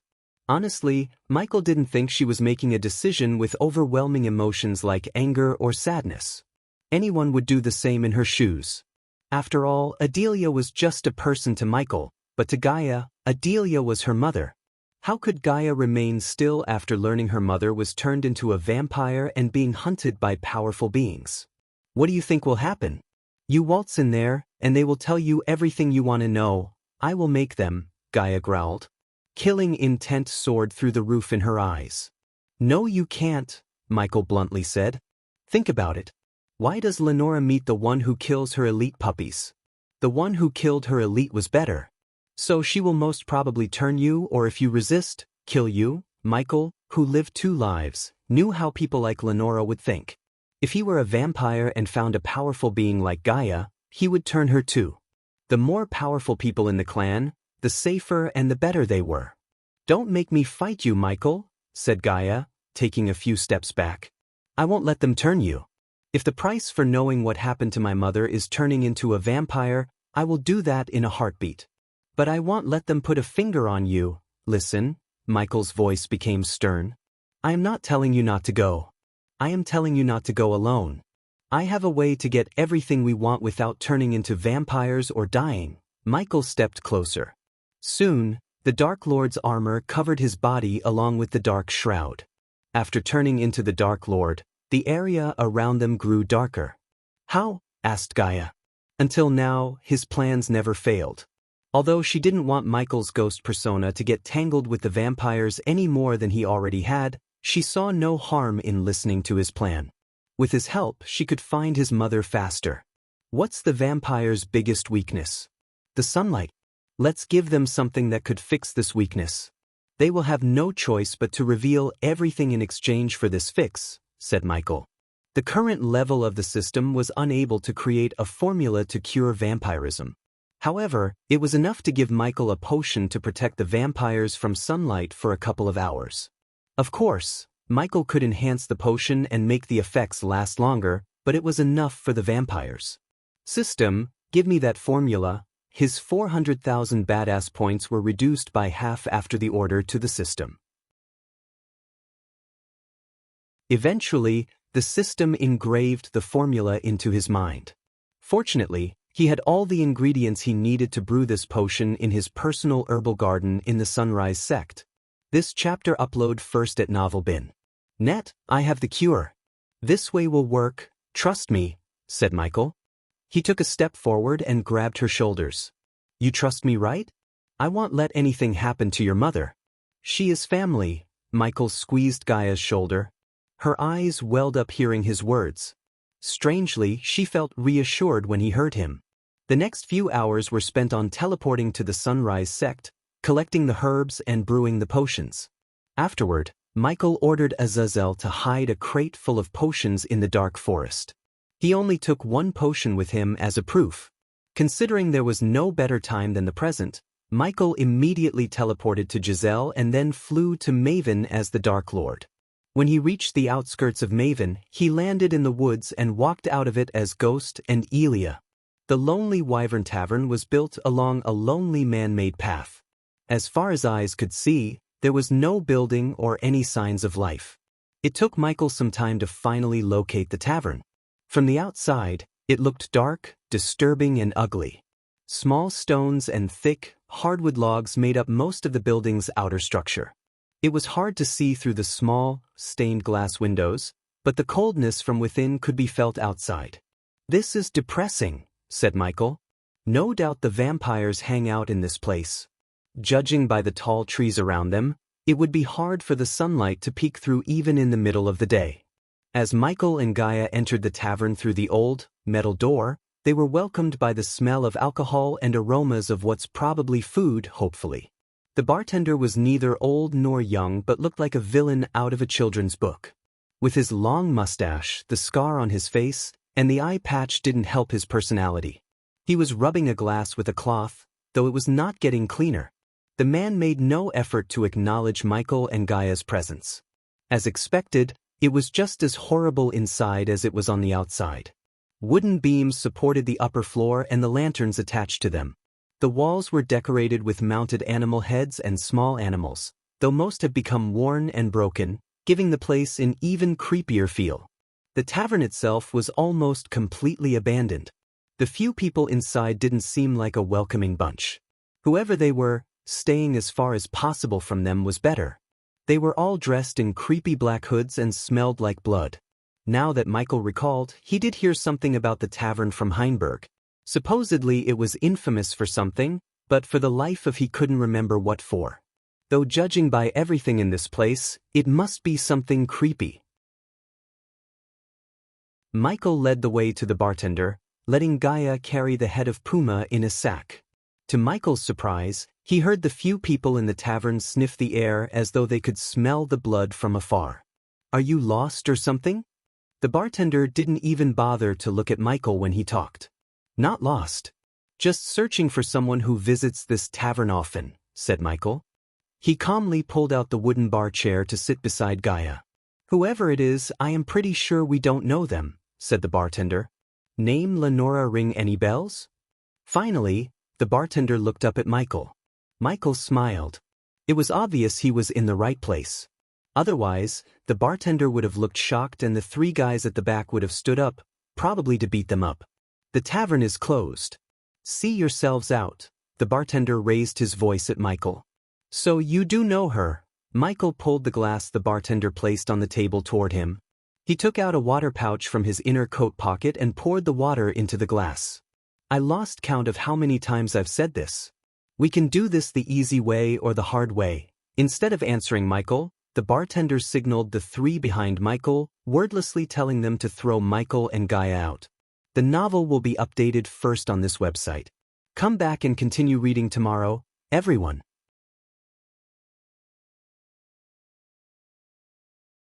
Chapter 657 Gaia versus everyone in the tavern. I got this. Gaia put the sack containing Puma's head on her chair after she stood up. She cracked her fist. Her eyes turned predatory as though of a seasoned killer. It was evident she was not in the mood for playing.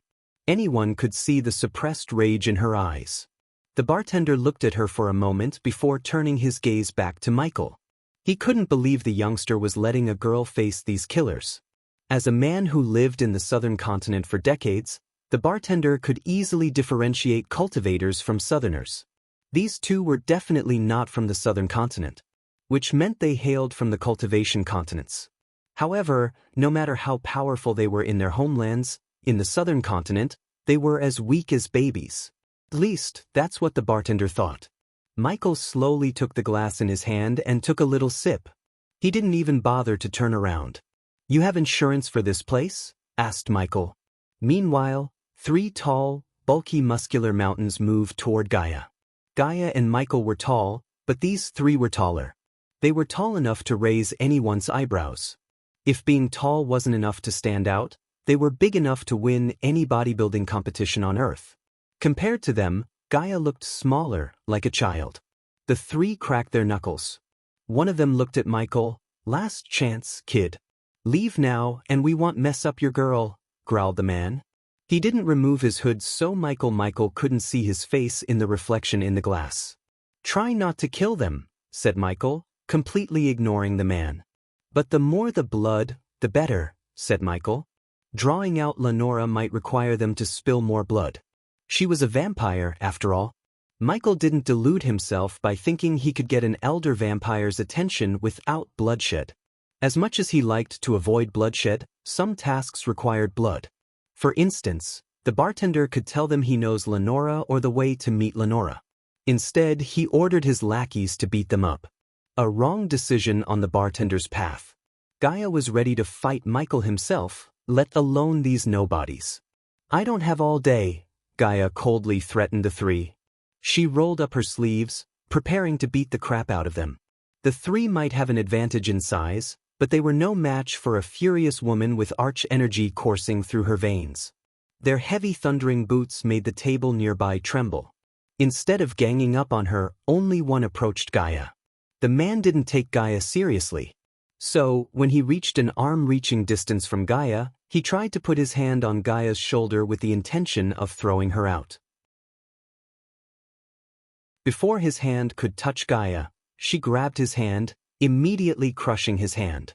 This chapter upload first at NovelBin.net. If you want to read more chapters, please visit NovelNext.com to experience faster update speed. The man squealed like an injured cat. His scream surprised everyone. But his cry was cut short when Gaia kicked him right between the legs with enough force to dislocate his pelvic bone. Michael grimaced. He almost heard the sound of something shattering. The man lost all his strength and power. Finally, he just collapsed to the ground. So they are not vampires, Michael thought to himself. If he were a vampire, her kick would have hurt him more because vampires had no reproductive organs in their bodies. Instead of traditional means, the vampires reproduced by turning others. In a way, their fangs were their reproductive organs. "Bitch dash," the man growled. Unfortunately, Gaia wasn't done with him. She took a step forward, stomping his stomach. Blood gushed out of his mouth. The man curled into a ball, screaming in agony. His scream was cut abruptly short by Gaia as she picked up a chair nearby and bashed it on his head. The 2 behind him were stunned, just like everyone in the tavern. Using their momentary shock, Gaia grabbed the broken piece of the chair in her hand, leaping onto the 2 behind her victim. The 2 of them snapped out of shock. Intuitively, they brought their hands before their faces to defend themselves. The wooden leg was no match for the thug's big gigantic arms. Wood splinters flew in all directions when Gaia bashed the wooden leg on the man's arm. Everyone thought Gaia was done for. Unlike the first one, the 2 were prepared. They thought Gaia wouldn't be able to surprise them with a low blow. "Fucking bitch," one of the men threw his fist, cursing Gaia. Once again she surprised them with her speed. She swayed her body to the side, avoiding the punch midair, grabbed one of the flying wood splinters, and stabbed the man who threw the fist in the eyes.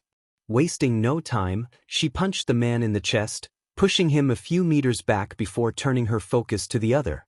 As she calculated, the man tried to kick Gaia in the gut, leaving himself vulnerable. To everyone's shock, Gaia grabbed his leg and threw him onto the other. The man who got stabbed in the eyes screamed in agony until he collided with his buddy. Her throw had enough force behind to make the 2 of them fly onto the wall behind. The animal heads hanging on the wall tumbled down due to the force of the collision. Everything from Gaia leaping onto them to sending them flying happened in a couple of seconds. It was too fast for a normal human being to comprehend. The bartender's mind failed to see what had just transpired. She moved and fought with speed and strength beyond mortal limits. She took down 3 muscle mountains thrice her size in a couple of seconds. The 3 served as an outlet for her rage.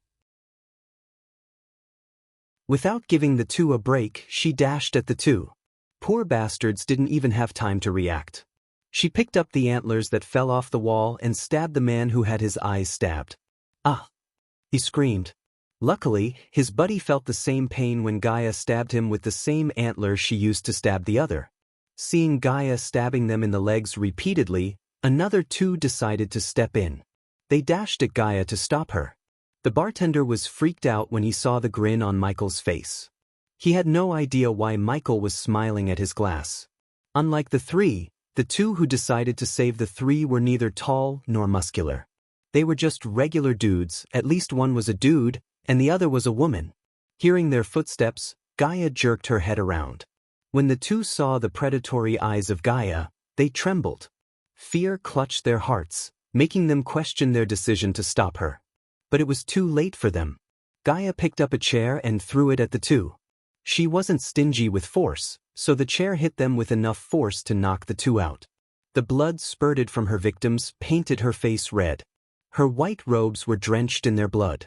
Thursday, Gaia spat the blood went into her mouth. She grabbed a chair, dragging it toward the 2 who tried to stop her. To Michael's surprise, the tavern didn't seem to have many vampires. This chapter upload first at Novelbin. Net, tell her to stop. The bartender panicked. He tried to crouch down to pick up the crossbow under his shelf. However, Michael simply grabbed the man by his head and smashed it on the counter. You know, if she doesn't vent her anger on those guys, she will be cranky. I don't like her being cranky. So why don't we just sit back and let her do what she does best? Michael whispered into the bartender's ears. Next time when 2 strangers come asking for information, give them what they want. You are making a big fucking mistake, the bartender growled. What mistake? Michael bashed the bartender's head against the table yet another time. The few bottles lined up on the counter fell off to the ground. Glass shattered into tiny bits and pieces, momentarily taking everyone's gaze from Gaia to Michael. No! On the other hand, the lady who tried to stop Gaia screamed, seeing Gaia raise the chair. Unfortunately, Gaia didn't stop. She brought down the chair with all her might upon them. The 2 of them were instantly knocked out cold by Gaia. Now tell me where the fuck is Lenora? Gaia roared. Her mighty roar shook the entire tavern like an earthquake. Seconds passed, turning into minutes. 30 minutes went by in a blink of an eye. At that moment, the tavern was in ruin. All the customers were bleeding on the ground and groaning in pain. There was not a single table that remained intact. She went a little overboard. When she was done, the place reeked of blood and old ale. Standing in the middle of the tavern, Gaia looked like a demon incarnate. The blood of her victims oozed down from her body from head to toe. Finally, Michael let go of the bartender. Once he saw the state of his tavern and the customers, his face lost all color. The man trembled. Demon, that was the first thought that appeared in his mind when he noticed Gaia. Michael slowly placed the glass on the table. He rose from the chair, turning around. First, he just adjusted his robes, and then he picked up the sack with Puma's head. Is this enough? Michael asked, throwing the sack to the dark corner of the tavern. An oblivious man could see nothing but darkness. For Michael, however, the figure hiding in the darkness was clear as day. Gaia turned her gaze to the corner. Surprisingly, she saw a figure stepping out of the darkness. Lenora, Gaia growled. The novel will be updated first on this website. Come back and continue reading tomorrow, everyone.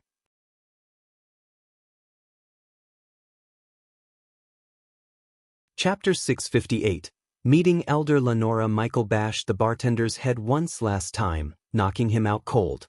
Then he came to Gaia's side.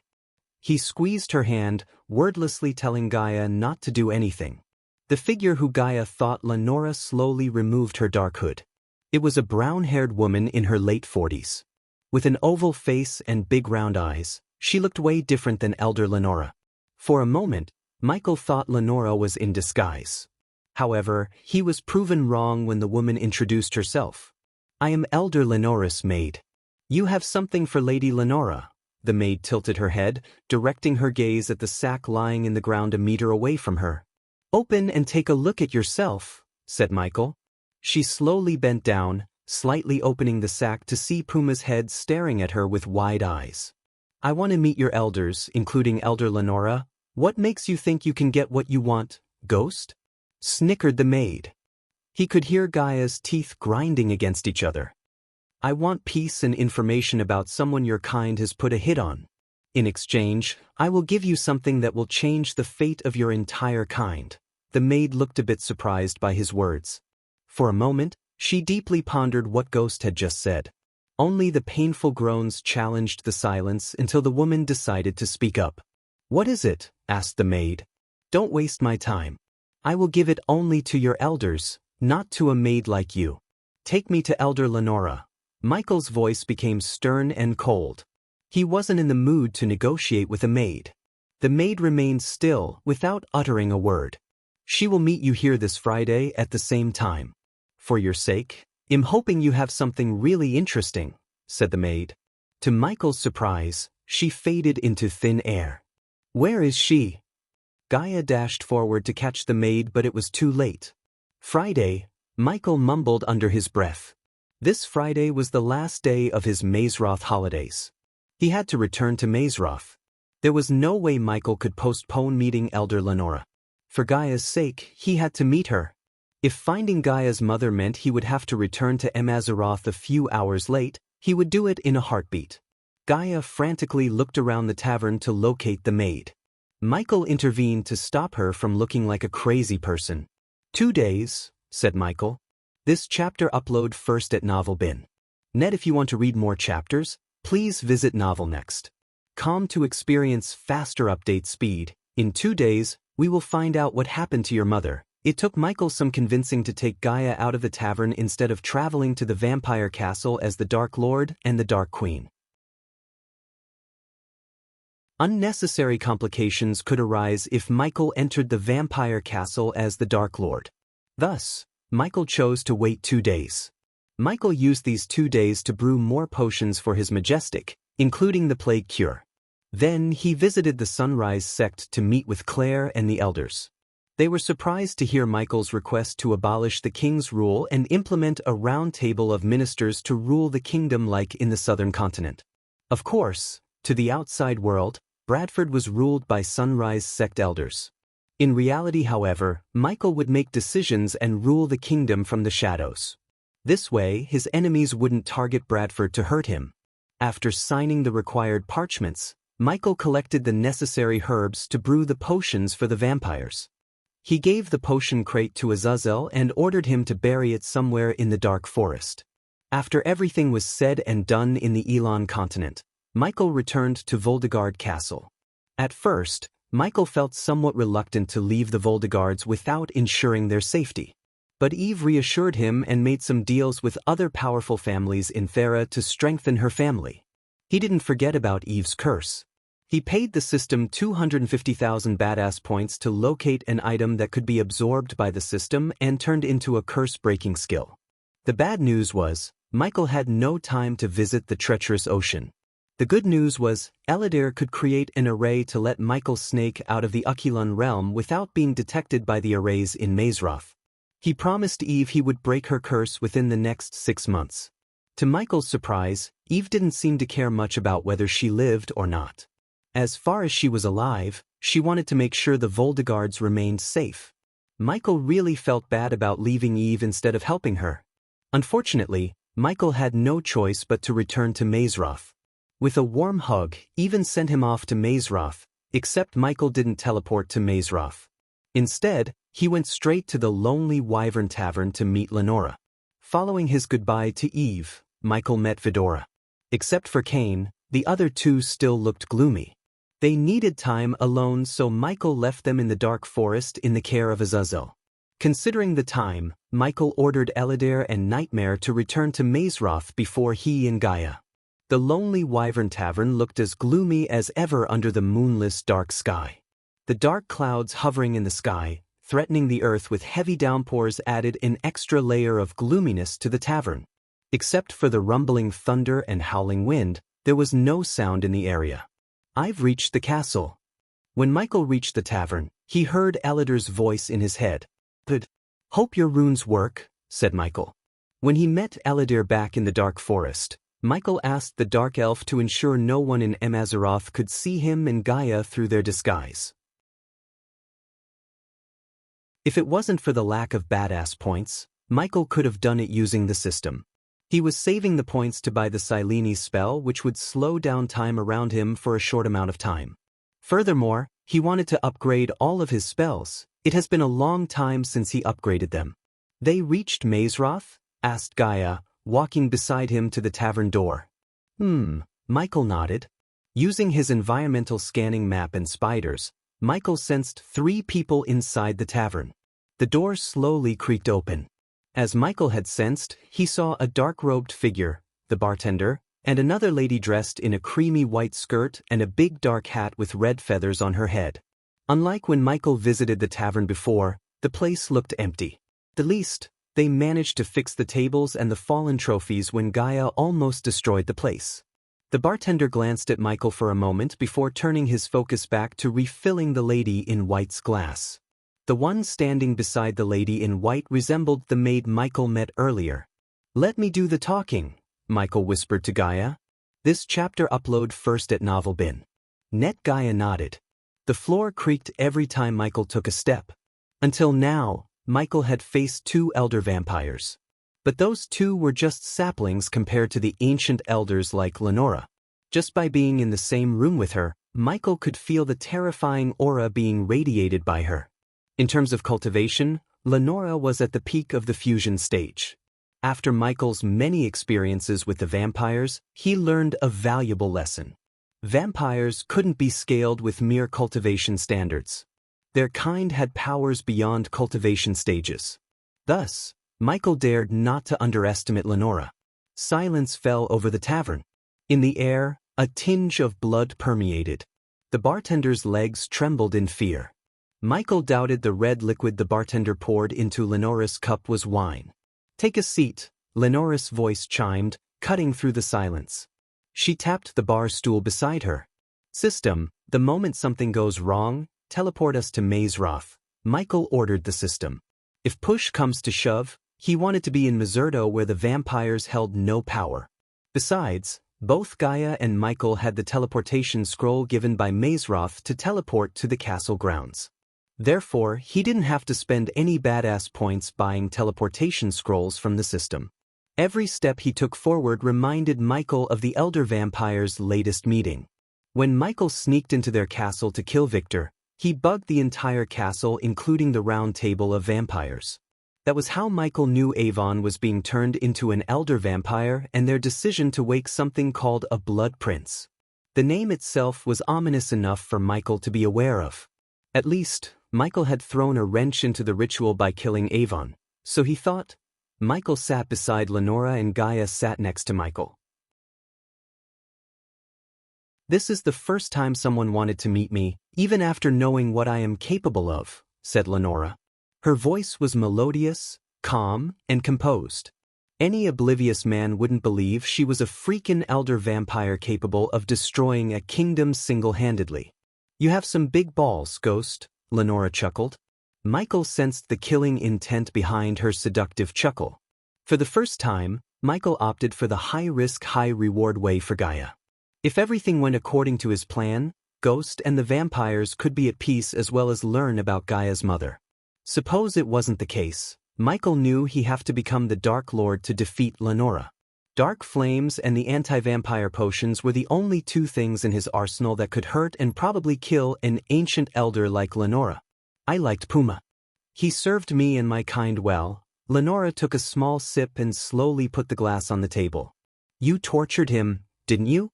How else could you have known my name?" Her voice became colder. The temperature around them dropped by several degrees. Nonetheless, Michael showed no signs of fear in his eyes.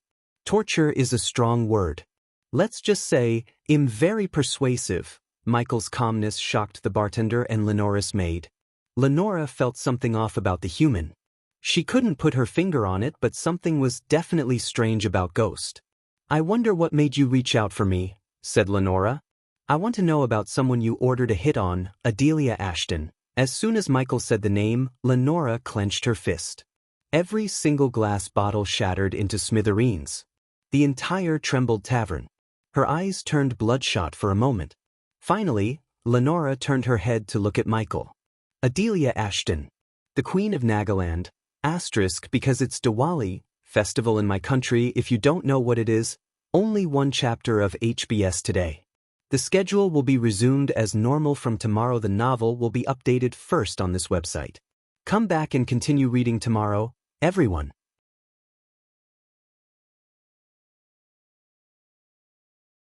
Chapter 659. Deal with the vampires. How do you know her? Asked Gaia. Finally, she couldn't keep her mouth shut anymore. Tiskating, Lenora slowly shook her head. What's the rush? You haven't even seen our hospitality yet, said Lenora. She winked at Michael before snapping her fingers. To Michael's surprise, the scenery around them changed. He and Gaia appeared in a gloomy hall dimly lit with torches. At the center of the hall was a large stone round table. Michael immediately recognized the room. This was the meeting hall of the elders. His spiders were still around. He could sense them. Follow me, Lenora appeared before him. She led the two toward the stone table. The entire hall was silent. As Michael stepped forward, the gentle smell of blood began to permeate the air. The round table slowly opened.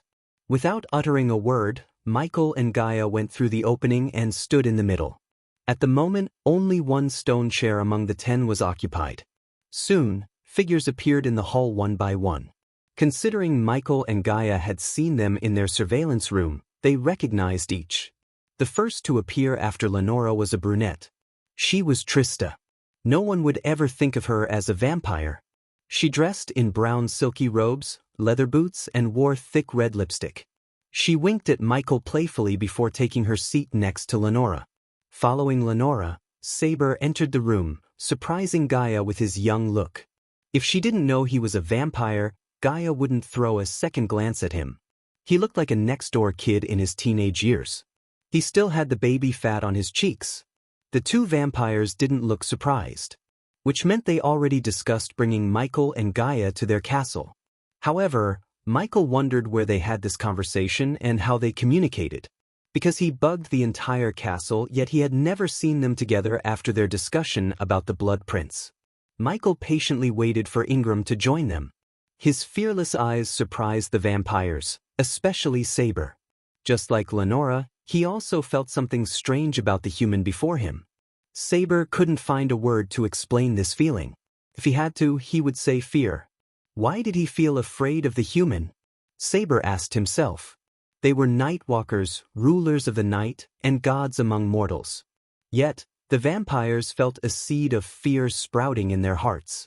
Finally, Michael saw Ingram appear in the hall. The dim torches illuminated his calm-looking face. His ashen hair was neatly tied into a ponytail. Unlike the other elder vampires, he was in armor made of both leather and metal.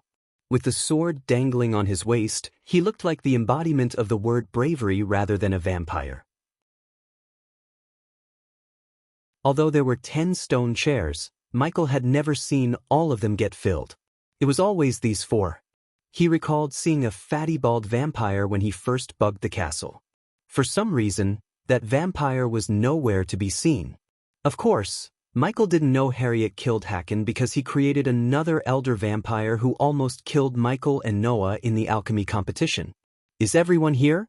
Asked Lenora. The others nodded.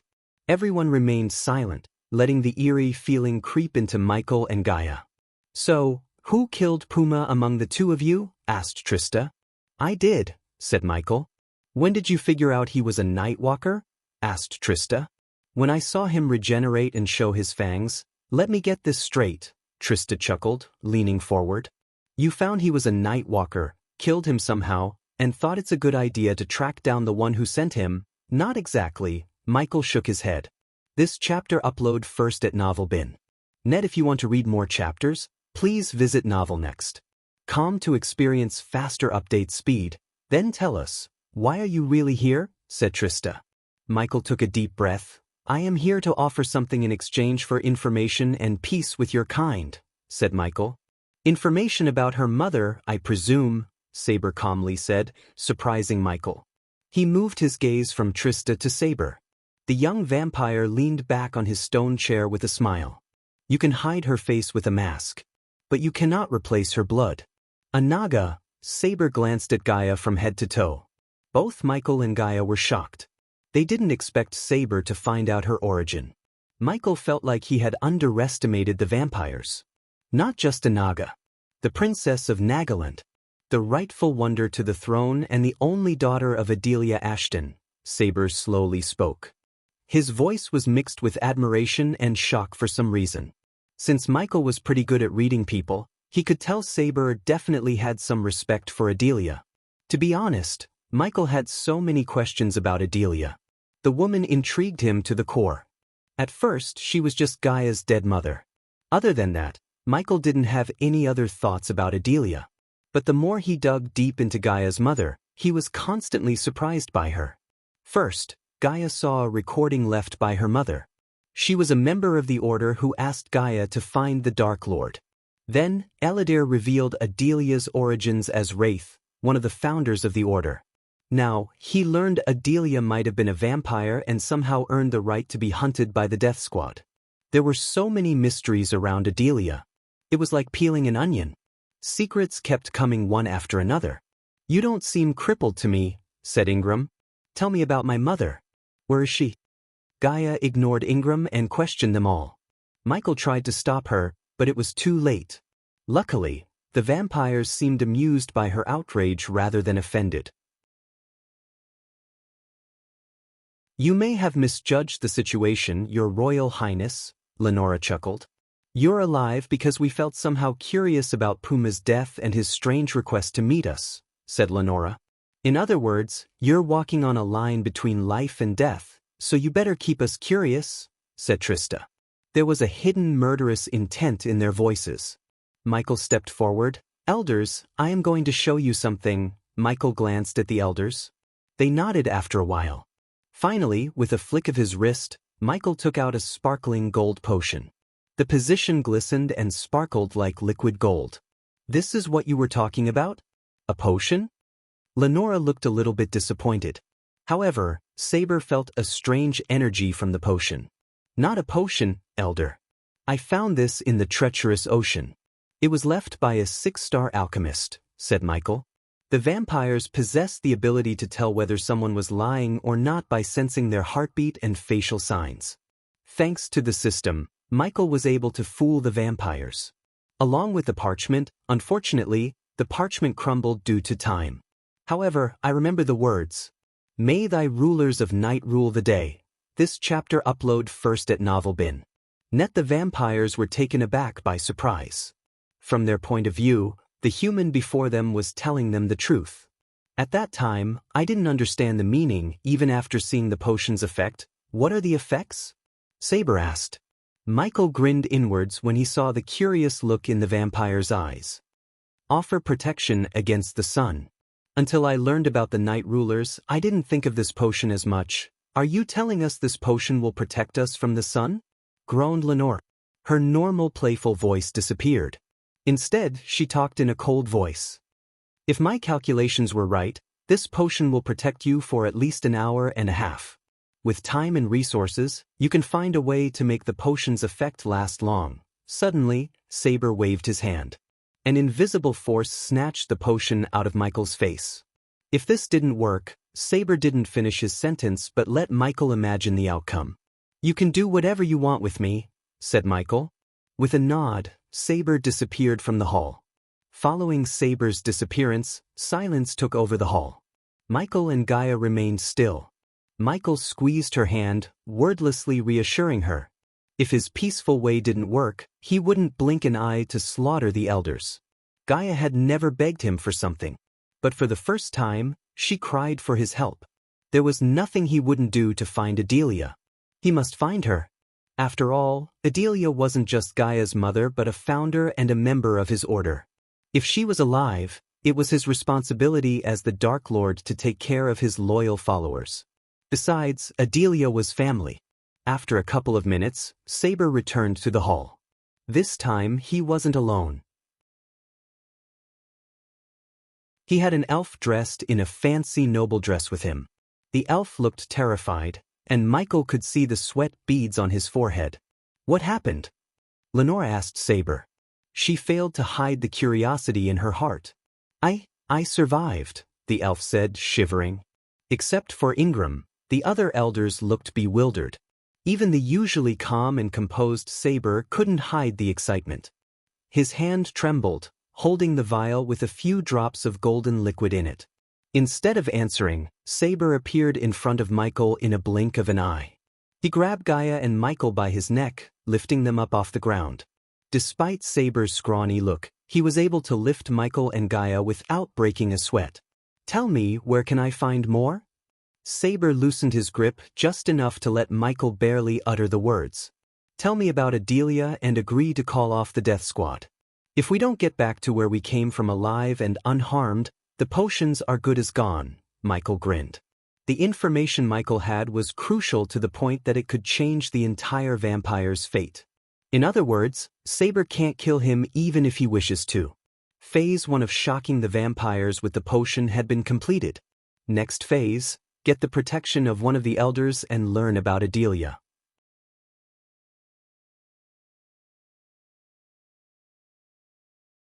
Chapter 660. The Blood Prince's punch. Saber clenched his fist.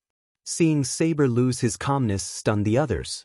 Trista and Lenora had never seen Saber like this before, which led them to believe the potion really worked.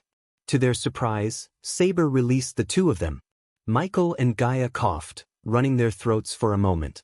It worked. Saber turned around and responded to everyone's curious looks.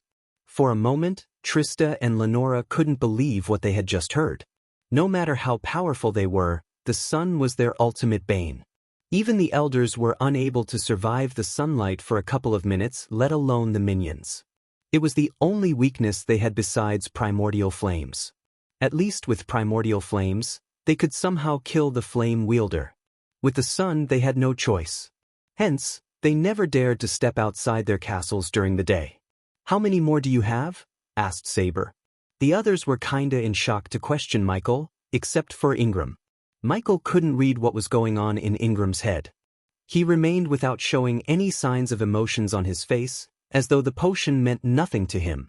20, said Michael. What stops us from killing you after you gave us the location? Finally, Lenora snapped out of her shock and questioned Michael. Nothing, Elder. But I'd rather die instantly than live looking over my shoulder my entire life. So here I am, taking a leap of faith, said Michael.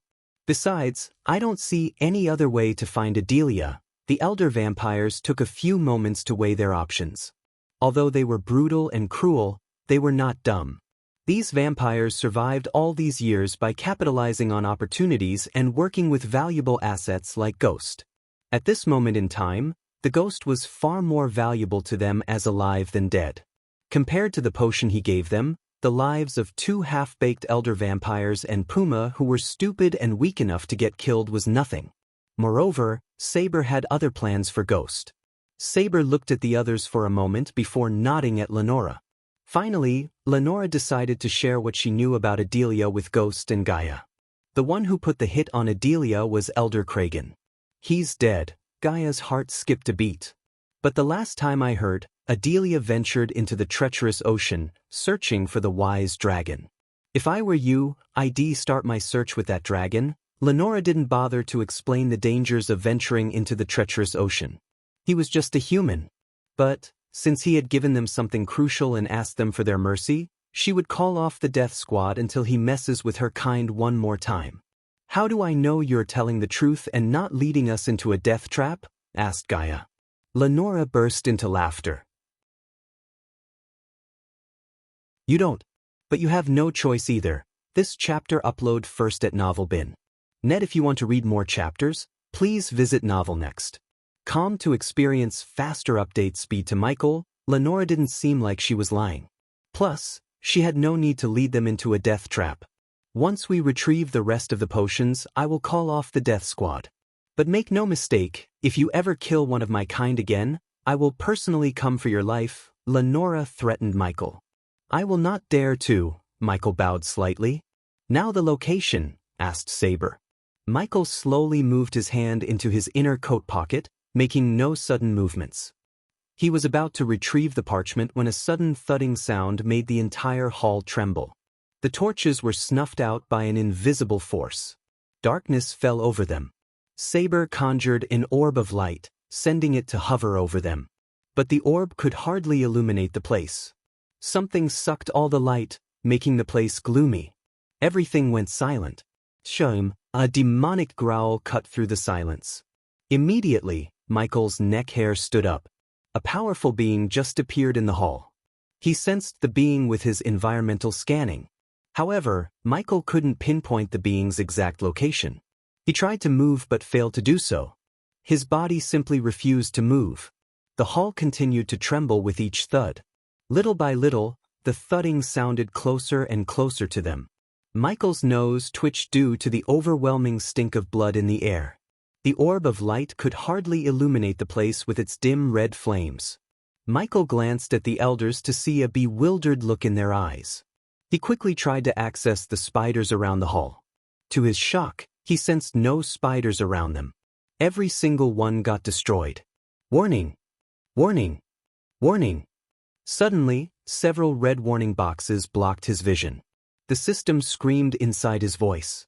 Michael was about to teleport away from the place when he saw a hulking figure step out of the darkness. The figure was gigantic, red, and muscular to the point any oblivious man would be terrified to even look at it. Even the elders looked puny in front of the towering 8-feet humanoid monster. Two dark horns protruded out of each side of the monster's head.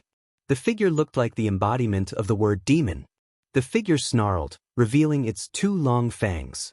Blood Prince. Michael heard Trista take a step back, sweating from head to toe in utter fear. System. Michael immediately shouted at the system in his mind. At the same time, the Blood Prince dashed at Michael, destroying the stone table between him and Michael. Unfortunately, the Blood Prince's speed was beyond the limits of Michael and everyone in the room. Even the system wasn't fast enough to teleport Michael in time. As a result, the Blood Prince was able to punch Michael in the chest just before Michael disappeared from the hall. Teleportation. Humph! The Blood Prince snickered.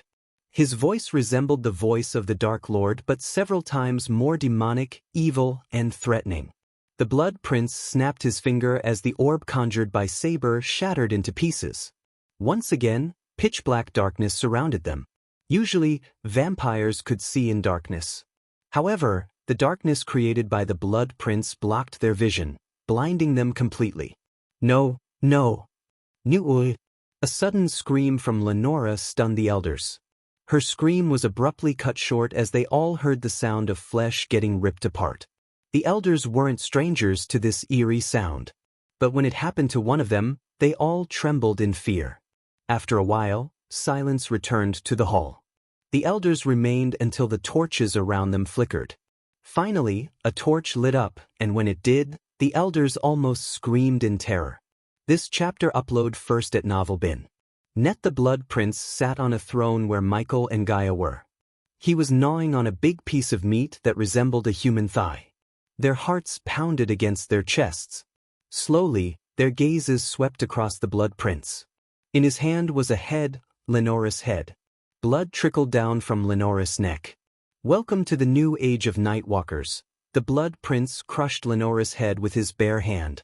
It created a sickening crunch followed by a burst of evil laughter. The system immediately teleported Michael and Gaia to the Mazeroth Castle grounds. The force of the Blood Prince's punch sent them flying even after appearing in the castle ground. They both hit the ground, crashing through the grass field for a few minutes until they came to a halt. Gaia jumped back to her feet since she wasn't hurt. As soon as she got to her feet, she looked at her side to make sure Michael was all right. To her shock, he was on the ground, shaking. His chest smoked as though someone had set fire to his clothes. "Human!" Gaia screamed. Her knees turned to jelly as she collapsed to the ground beside Michael. One could clearly see the large fist on Michael's chest. The Blood Prince's fist left a clear burning mark on his chest. Furthermore, the wound ate through Michael's skin.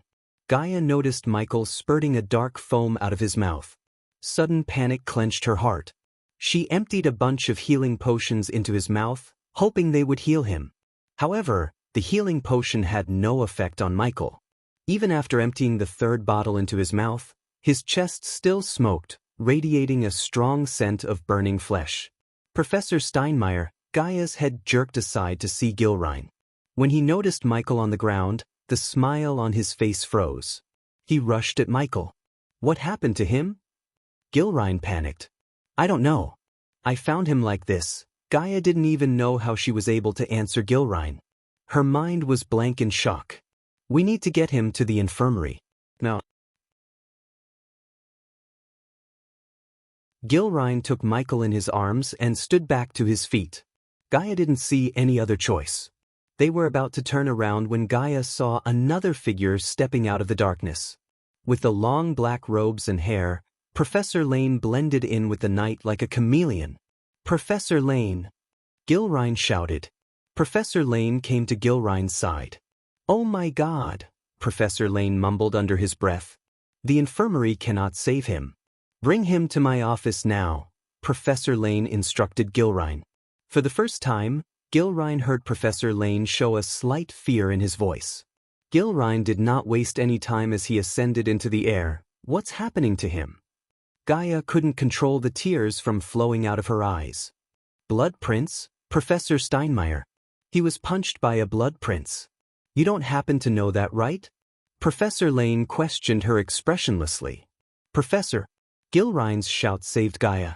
They quickly looked up at Gilrine to see Michael's body frantically shaking.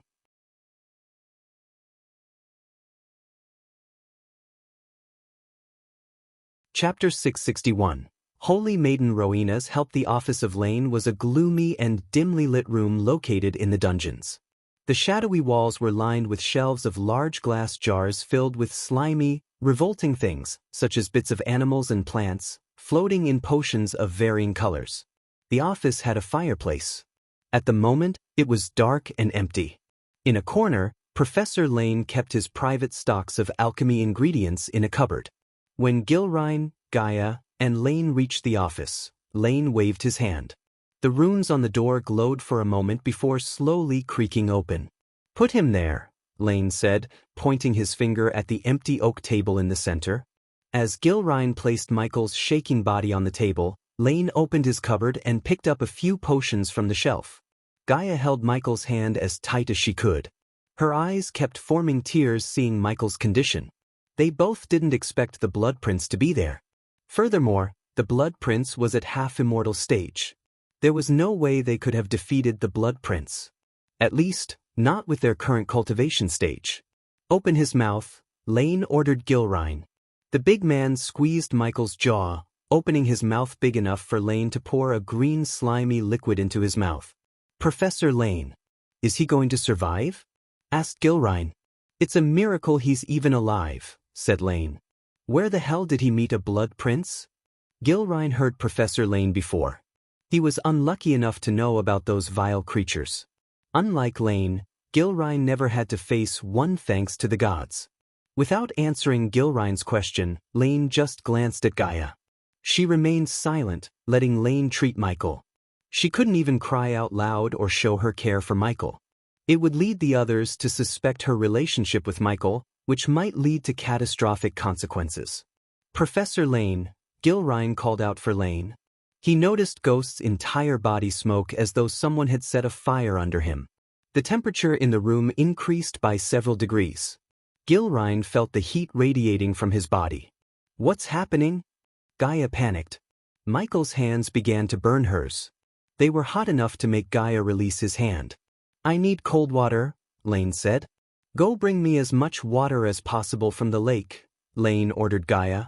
Although she felt reluctant to leave Michael's side, She ultimately left the room without wasting precious time.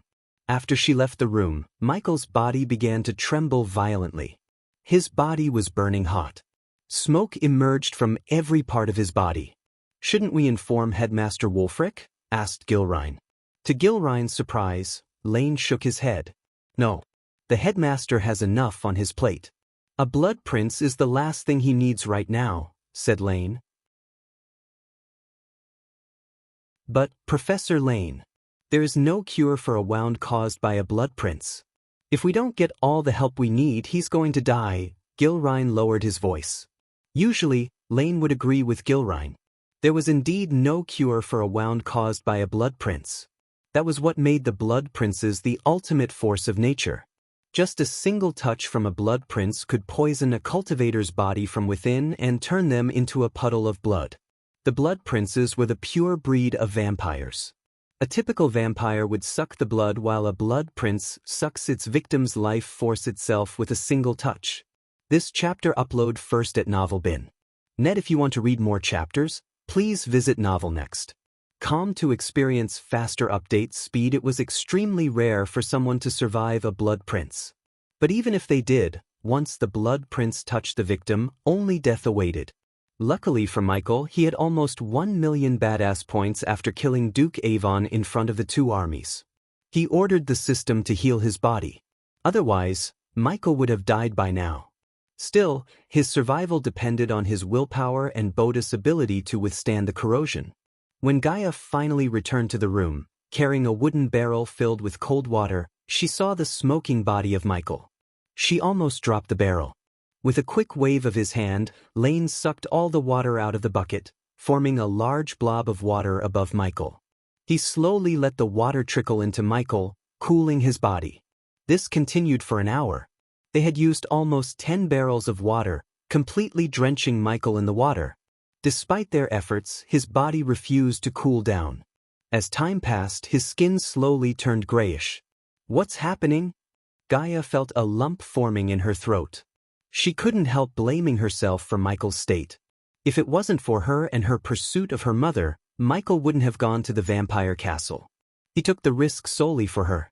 "We need something colder," said Lane. Although there was no cure for the blood prince's touch, something kept Ghost alive from within. Therefore, Lane wanted this strange force to fight the blood prince's touch. All he had to do was buy enough time for Ghost to survive and heal. "He'll bring the ice." Gilrine quickly rushed out of the room, heading for his hut. "What do you want me to do?" asked Gaia. "Unless you have something colder than ice, bring it to me," said Lane. His voice showed no emotion whatsoever.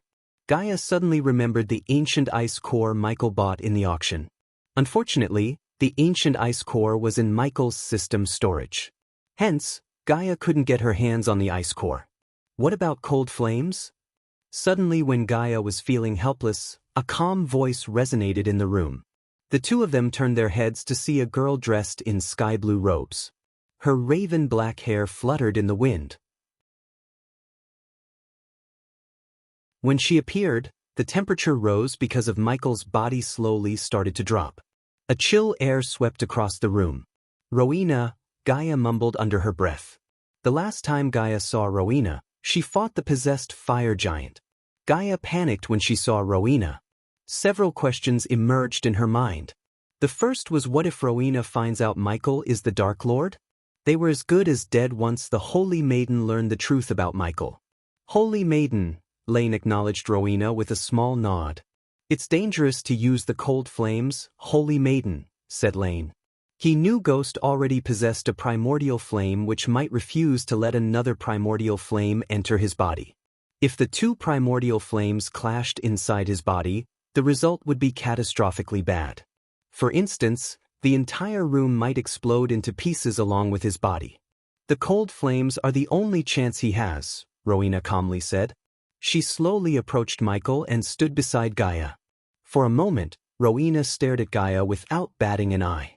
Gaia felt as though Rowena was staring into her very soul itself. Her gaze was cold and piercing. A bad feeling emerged in Gaia's gut. "Wait." When Rowena was about to conjure the cold flames, Gaia stopped her. Just like Lane, Gaia was also concerned about cold flames meeting the dark flames. "Unless you want him to die, you won't stop me again," said Rowena. After a deep thought, Professor Lane nodded. "Let her. This might be his only chance." This chapter upload first at Novelbin. NetGaia couldn't care less about their opinions. She would rather give her life than gamble with his life. However, she saw Michael's finger tap the table. "He moved," Gaia exclaimed. "If you want me to cure you, move your finger one more time," said Rowena. To their surprise, Michael tapped the table with his index finger.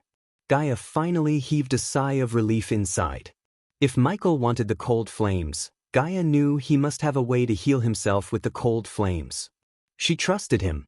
Finally, Gaia stepped aside, letting Rowena conjure the cold flames. As soon as the icy blue flame appeared above Rowena's plan, the temperature in the room dropped to the point they could see their own breath. When Rowena brought the flames closer to Michael's body, a thin layer of ice started to cover his skin. Slowly, Rowena pressed the flames against the burning wound on his chest. Michael's body trembled as the cold flames slowly crept into his body through the wound.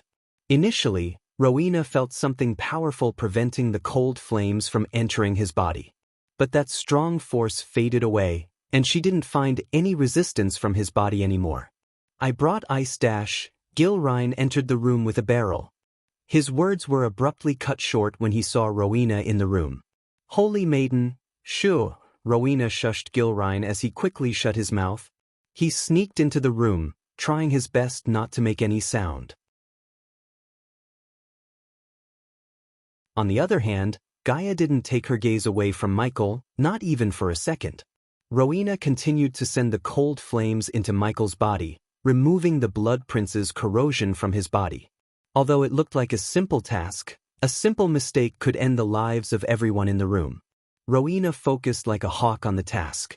This was the hardest task Rowena had performed in her life. Despite the cold temperature in the room, Gaia noticed Rowena sweating. Her face turned pale.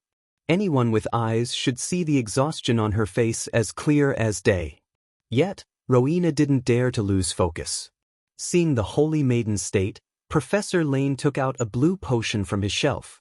He waved the potion. Under their gazes, the blue potion evaporated into a cloud and enveloped Rowena. Her body quickly absorbed the cloud to revitalize itself. The treatment process lasted for 12 hours. Lane and Gilrine left the room, leaving Rowena and Gaia behind.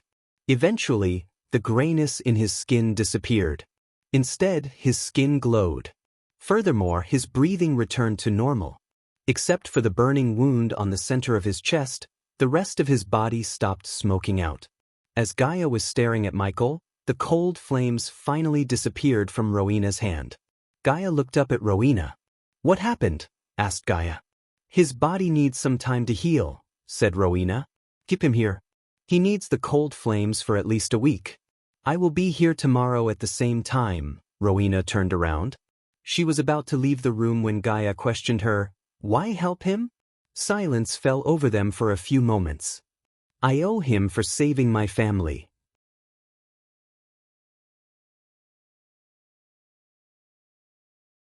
Chapter 662, System Version 7.0 For the next 8 days, Rowena came to Lane's office to treat Michael like clockwork. As a holy maiden, she had no need to help Michael at all. But she was not an ungrateful person.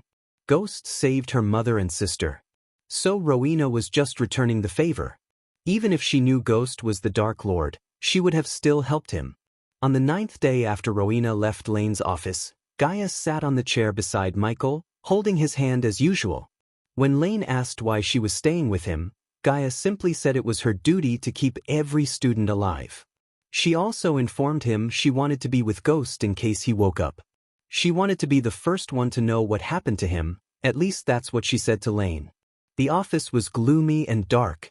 Except for Michael, only silence and grief accompanied Gaia. Seconds turned minutes and minutes turned hours. Gaia gently brushed Michael's forehead, hoping he would wake up.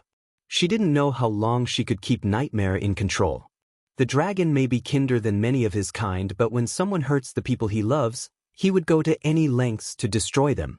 Ever since Nightmare had known what happened to Ghost, he was shouting at Gaia and Eladir to let him go outside. He wanted to burn the vampires to the ground. Only if she wasn't weak, Gaia would have done that already. The night went uneventful until the room suddenly started to become darker and darker. She looked up to see a dark cloud enveloping Michael. Golden lightning bolts appeared out of nowhere, dancing around Michael. Gaia immediately stood up. To her surprise, she saw a movement in his eyes. Michael, a sudden joy hit her heart, her eyes brightened. As though nature itself had sensed Michael's wakening, dark storm clouds blanketed the clear sky in a few moments. Streaks of lightning flashed across the sky, almost splitting the sky into halves. The howling wind informed the world about Michael's awakening. Finally, Michael's eyes slowly opened. To Gaia's shock, his eyes were pitch black. He slowly rose from the table. There was strange radiation coming from him. Gaia could sense it. The energy radiation was powerful enough to make breathing harder. He cracked his neck, creating a crackling sound. Michael, unknowing to her, fear clenched her heart. She slowly, without making any sudden movement, put her hand on Michael's shoulder. He turned his head. "I am back." His voice sounded deeper and more demonic than before.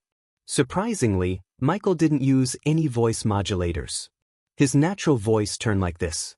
It took Michael a moment to adjust his voice. "I am back," Michael repeated the words. This time, in his normal human voice. Despite the darkness, the spooky voice, and the strange energy, Gaia jumped at him, hugging him as tight as she could. "I am so sorry," Gaia sobbed. It was obvious she blamed herself for what happened to Michael. However, Michael solely blamed himself. If he wasn't weak, the Blood Prince couldn't have hurt him. "But I experience near-death experiences like having breakfast," Michael smiled. In her joy of seeing Michael wake up, Gaia failed to notice the troubled look in his eyes. The Blood Prince's punch affected him to the point he had to spend 300,000 badass points to temporarily heal himself.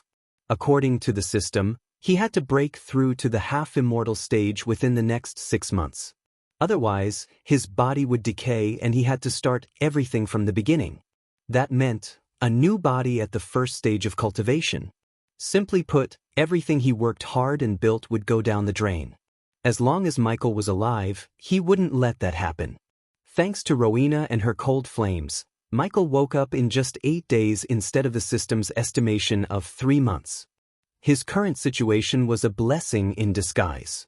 Plus, it made venturing into the treacherous ocean a high priority. Killing the mutated beasts in the treacherous ocean was the fastest way to reach the half-immortal stage. But he must forget to upgrade the system to level 7. Because of his actions on the battlefield, he had 600,000 points even after spending 300,000 to heal himself. "We cannot be seen like this here. They'll be here until morning. You make sure Elides is all set in my room to activate the array," said Michael. After a long moment of thinking, Gaia eventually decided to leave him. The moment Gaia left the room, Michael willed the system to show how many gold coins he had in the system storage. His total net worth at this point was 25 million. He kept 11 million with him in the storage and the rest in the Grandspire Bank. The latter was his backup funds. Without a second thought, Michael ordered the system to convert the entire 11 million into badass points. "I am sick of this slow-paced journey of mine," Michael mumbled. He played too safe and it resulted in him getting his ass kicked. The number of enemies he had grew by the day. To be honest, Michael became sick of it. This chapter upload first at NovelBin. Net if you want to read more chapters, please visit Novel Next. To experience faster update speed, it was time to remove some heads and root out some pests in his life. Conversion completed. The host has received 440,000 badass points. Michael took almost 8 months to upgrade the system from version 5 to 6. In stark contrast, he decided to upgrade the system to version 7 in just 2 weeks. All because of his actions on the battlefield. He almost wished for more wars in this world so he could earn millions of badass points in a single day. System, upgrade yourself. Wow. That's really fast. I wish there are more blood princes out there to knock some sense into you. Host, the system ridiculed Michael. The system upgrade will take 6 hours. You won't be able to use the system during the upgrade process. I expect a free spell token from you, system, said Michael. He was still sitting on the table. If you ask nicely, the system might give you one. Michael jumped to the ground from the table. Please. To Michael's surprise, the system gave him no response. It began to upgrade itself while Michael laid back on the chair Gaia was sitting on. Since there was nothing else to do until the system finished its upgrade process, Michael closed his eyes to meditate. 6 hours flew by in a blink of an eye. Michael opened his eyes when he heard the system's notification in his mind. The system upgrade is completed. Current system level 7, 0. The host can now have up to 35 subordinates. The host has received one free spell token as a gift for upgrading the system. I'll take the Silene spell, please, Michael said.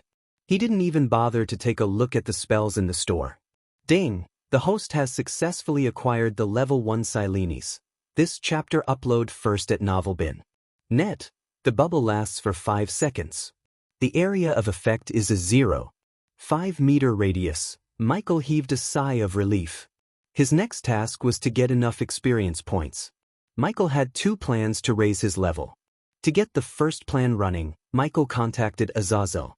My lord, Azazel, initiate plan Dark Sweep. Start with the heads of the 3 big sects. Can I coordinate with Lady Kaplan, my lord? Asked Azazel. Yes. Plan Dark Sweep was Michael's quick way to get experience points. Up to this moment, Azazel watched the feeds in the surveillance room and listed potential targets for the order of death to kill. Now that Azazel had a physical body, Michael was able to send his butler to kill some of the targets, starting with the sect masters of the 3 big sections. After their deaths, there would be a power vacuum. Hopefully, this power vacuum would destabilize the sects enough for Elder Ella and Claire to take over the sects entirely or bite a chunk out of these sections. Once the 3 heads were dead, Michael could not only receive experience points, but the status of the Sunrise sect would also rise beyond his expectations. Use the Molten Plague with care, Michael instructed Azazel.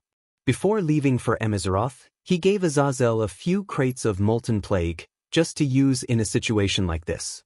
I will, my lord. I received information about a secret meeting between the 3 heads from Lady Kaplan. It's a good opportunity to kill all the 3 heads. When is this meeting? In 12 hours, answered Azazel. Then I expect the good news in 12 hours. Azazel, don't get caught. I want, my lord, Azazel calmly answered Michael.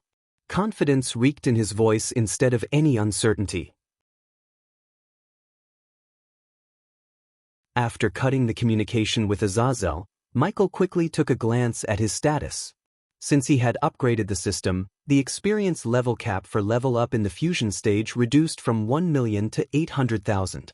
Killing a fusion stage cultivator would give him 500,000 experience points. He roughly needed 3 dead fusion stage cultivators to level up. Lucky for him, each sect leader was at the fusion stage. You're up, Michael heard Lane's voice from behind. Michael slowly turned around to see Professor Lane enter the office with his usual expressionless face. Thanks to you, Professor. Sit. Professor Lane pointed at the chair before the oak table before sitting on his chair.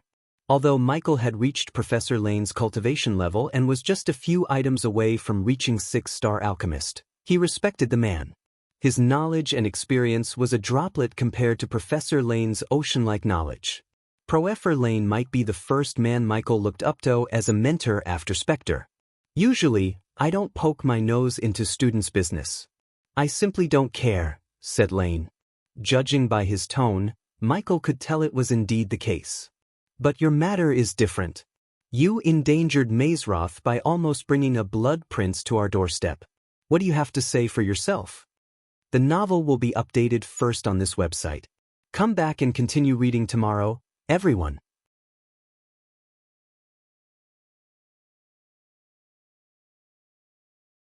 Chapter 663. The Fall of the 3 Big Sects in Elon. When the last light disappeared over the horizon, darkness enveloped the world. Everything beneath the dark sky was blanketed by puffy snow. The howling wind breezed through the trees. Falling snow embraced the trees with its cold embrace, turning the green trees white.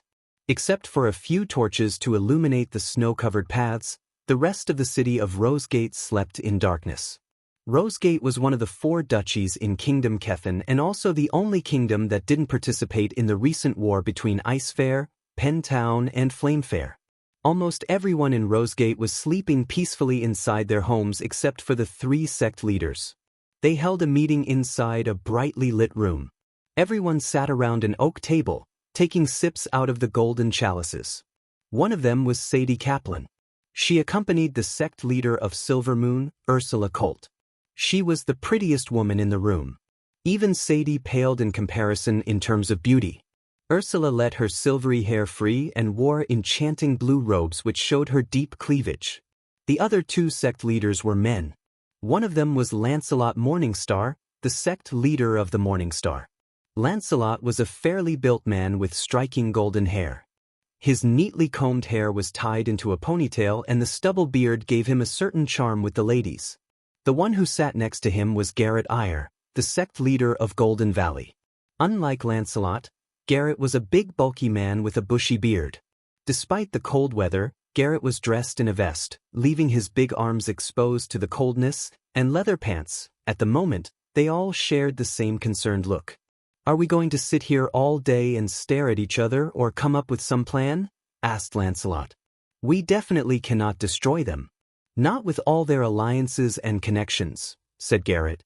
Contrary to what someone would expect from a big bulky man like Garrett, he was surprisingly calm and collected. Simply put, Garrett was brawn with brains.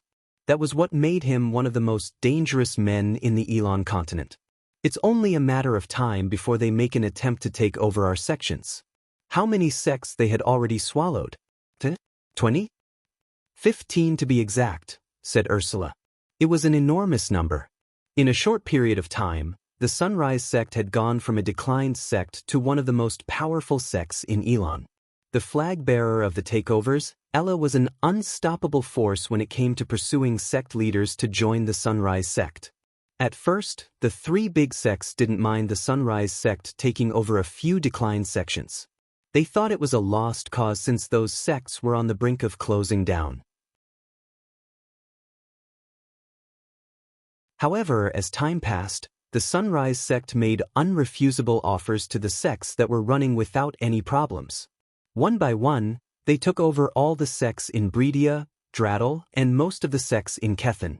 In the sheer number of disciples, they were getting close to each of the 3 big sections.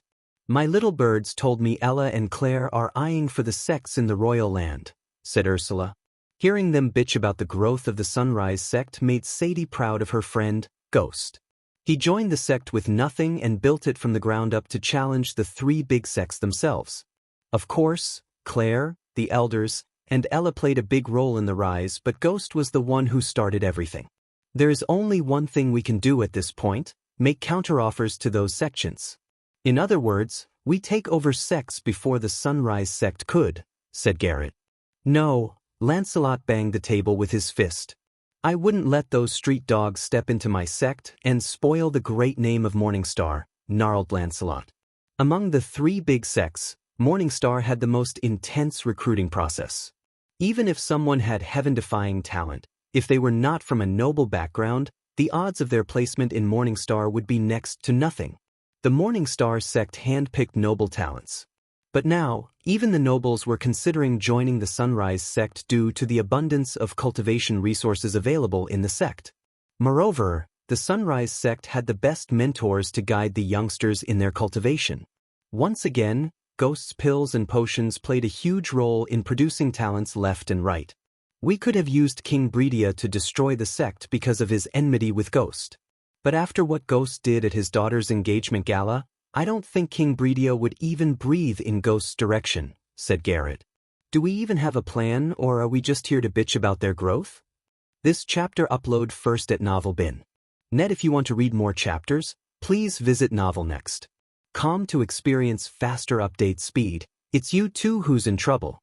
My Sadie here is a good friend of Ghost. So as long as Ghost lives, Silvermoon is safe from the takeovers, Ursula grinned, taking a small sip of wine from the chalice.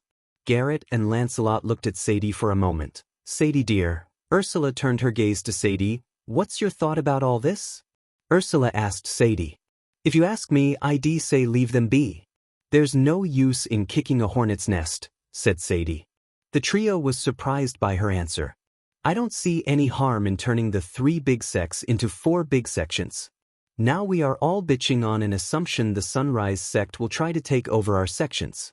Even if they did try, just refuse their offer. It's that simple, said Sadie.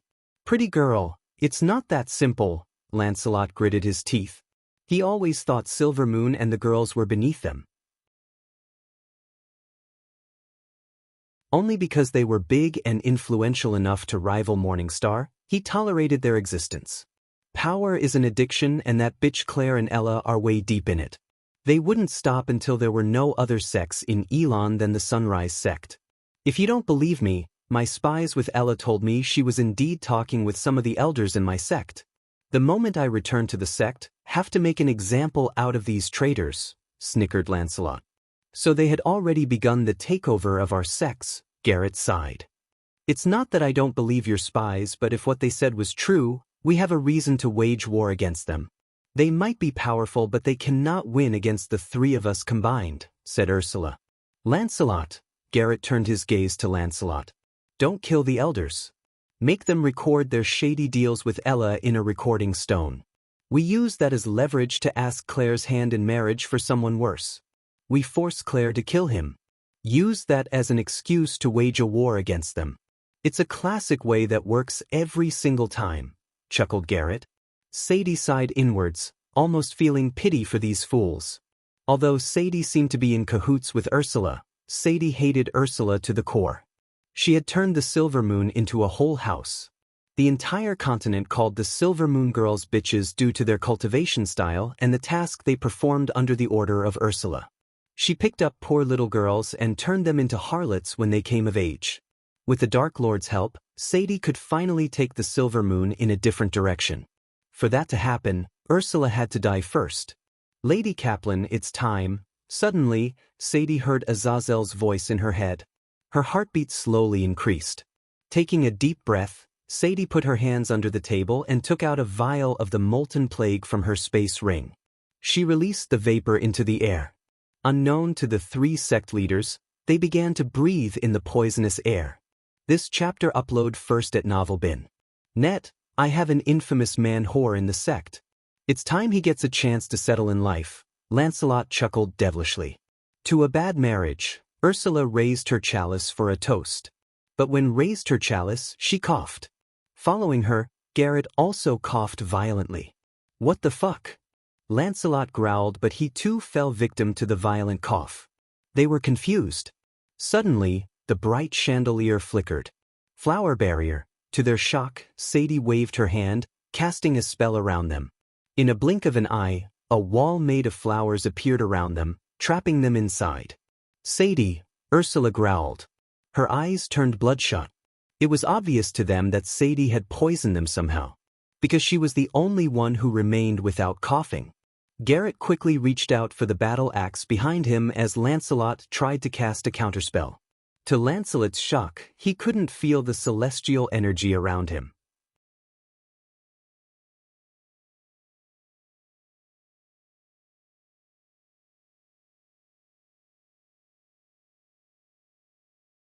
Chapter 664, Rowena and Ghost meet each other while Azazel was slaughtering Michael's potential foes dressed as the Dark Lord. Michael sat in his room with Eladir, enjoying the experience points.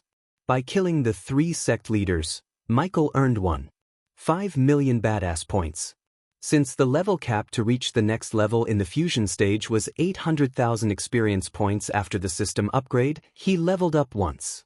Currently, Michael was a fusion stage level 8 cultivator with just 100,000 experience points away from reaching level 9. Michael leaned back on his chair, watching Eladir drawing glowing runes on the floor. Under the red carpet, Eladir created an array that would let Michael travel between the Aquilon realm and the outside world. Is it ready yet? Asked Michael. Do you know how many defense arrays are around Mazeroth? Eladir answered Michael's question with a question of his own. No idea, Michael shrugged. 128. It's not simply to pass through all of them undetected. So give me some time, Eladir sounded annoyed.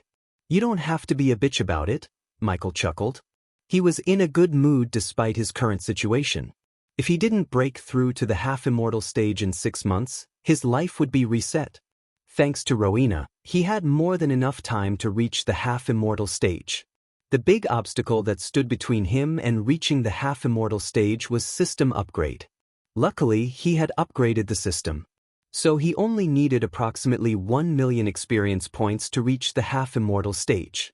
In other words, he was just a 1 fusion stage kill away from the half-immortal stage. Hopefully, Azazel would find some targets to slaughter. What's your plan for Adelia? Are you any closer to finding a cure for vampirism? Asked Eladir. Ever since he heard what happened to Adelia, he has been nagging Michael to find Adelia. It wasn't like Michael didn't want to find Adelia. He almost lost his life trying to find her. Rather, Adelia was clever enough to hide from the rest of the world for years. His best bet was to find the wise dragon residing somewhere in the treacherous ocean. However, when it comes to curing the vampires, Michael had other plans. The vampires were a deadly force to be reckoned with. If he had an army of vampires, he would be unstoppable. Curing them would turn them into mere mortals, which was a waste of such a powerful force. Hence, Michael wanted to get rid of their weaknesses instead of stripping their power. What's the point of curing them when I can make them better? Eladir stopped working on the array for a moment to look at Michael. His eyes glimmered with shock. What do you mean? Eladir creased his brows. Think about it. All I have is enemies.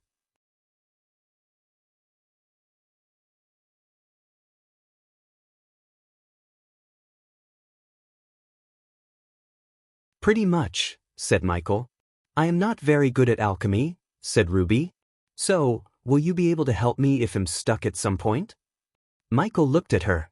She seemed genuinely asking for his help. Usually, Michael would avoid teaching anyone except Olivia, but the name Ruby was kinda his weakness. So Michael sighed inside and nodded.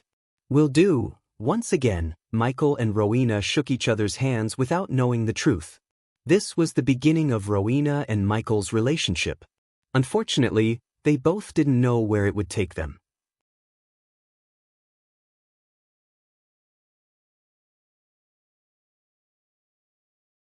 Chapter 665. Not so friendly duel. Rowena didn't know Ghost was the Dark Lord and Michael didn't know Ruby was actually the Holy Maiden, Rowena Winston. Without knowing each other's secret identity, they conversed like old friends. Since both of them were siblings, they became friends more quickly than one would expect. The usually silent Rowena felt comfortable and friendly with Ghost as though she was walking to Noah. Michael explained some of the fundamentals of alchemy to Ruby in exchange for some battle tips. To Michael's surprise, Ruby seemed very competent in battle arts. She talked about war formations, battle tactics, and controlling flames to great extent. Their conversation went on for almost 15 minutes until Gaia finally entered the classroom. Her glance swept across the hall. She slowly walked behind the ceramic table located before the green board. After staring at the students for a while, she flicked her wrist as a silver parchment appeared in her hand. She opened it up for the students to see, but except for the front row students, the others couldn't read the words. I have in my hand the second-year Battle of the Houses circular, said Gaia. She amplified her voice with arch energy for every student to hear her. Many of you may know about this, but if you don't, let me give the gist. Each student in each house has to pick a challenger from within their house or from the other to engage in a friendly tournament. It's not a battle tournament. Instead, you will be given a flag when your challenger accepts the challenge. Defend the flag from your challenger. That's it. If you are a daredevil alchemist who wants to challenge someone from the warrior house, you have to defend yourself using potions, spells, begging, anything. If you're a rune master, you will use runes to defend your flag. If you're a blacksmith, you build stuff to fortify your area. The students looked excited to show what they could do. Many had already fixed their challengers in their minds. Hearing their excited murmur, Gaia rolled her eyes. Don't be too quick to get excited. Since the headmaster will be watching the duel, I decided to spice things up. I allowed the seniors to participate in the duel. So you better pray you don't get a challenge from a senior. Of course, you have the right to decline the challenge, but it won't look good on you. Chicken. Gaia ridiculed those who wanted to back off if a senior issued a challenge to them.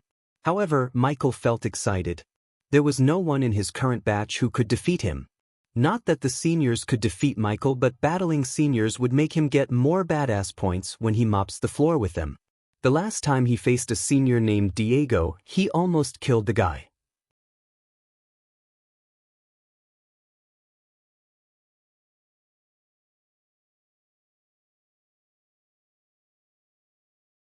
She didn't want to cause a ruckus again. Among the students, Victoria and Edith stared at the scene with pure curiosity, especially Victoria. She wanted to witness how Ghost was going to handle Diego. If it wasn't for Deacon, Victoria would have challenged Ghost, just to see who was the most powerful among them. When Diego reached the last bench, he slammed his fist on the table, waking up Eladir. What the heck is happening? The dark elf yawned, stretching his muscles. Then, he noticed Diego staring at Michael with eyes full of killing intent and hatred. Michael didn't react much. He just leaned back. "You made a huge mistake, pal," growled Diego. Most of the students stopped their chit-chatting to focus on Diego. That is... Michael dragged his words as though he had no idea what Diego was talking about. "Diego," Bethany called for Diego. She placed her hand on his shoulder, but he pushed aside her hand. "Listen to you buddies and save yourselves further embarrassment," said Michael. He slowly stood up, followed by Eladir and Rowena. He came face to face with Diego. Since Michael was taller than Diego, he looked down at Diego with a ridiculing smirk. "You may have bested me earlier, but it won't happen again." When just get out of my face, Diego's words were cut short as Michael nudged him aside with his broad shoulder and walked away from him. Arrogance is weakness disguised as strength. It will only lead you one way down. When Michael was passing Elliot, he heard these words from him. Instead of responding to Elliot, Michael walked away. He preferred to talk in action rather than words. In 3 days, he would show the difference between him and all the others.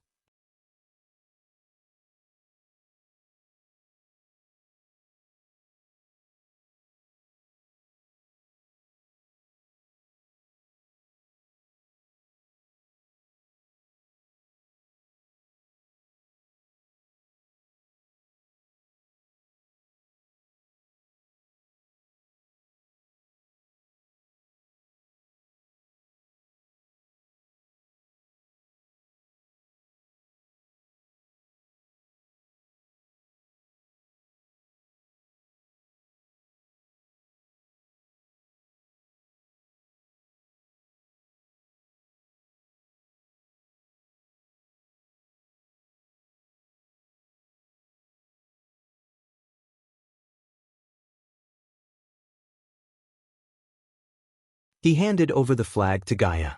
She gave an approving nod. Eventually, under the thunderous cheers, Michael went through the door that he came from to join the others. After Michael's battle, a few of them battled it out, but none were as entertaining as Michael's battle. Eventually, the first day of the friendly duel came to an end. Michael returned to his room, laid back on the bed, and started to ponder how to spend the million badass coins. What to do? Michael asked himself. He thought about buying new spells for a moment, but after taking a look at his status window, he chose not to. Instead, he decided to upgrade the existing spells as much as he could with the points he had. His instincts told him to strengthen himself before venturing into the treacherous ocean.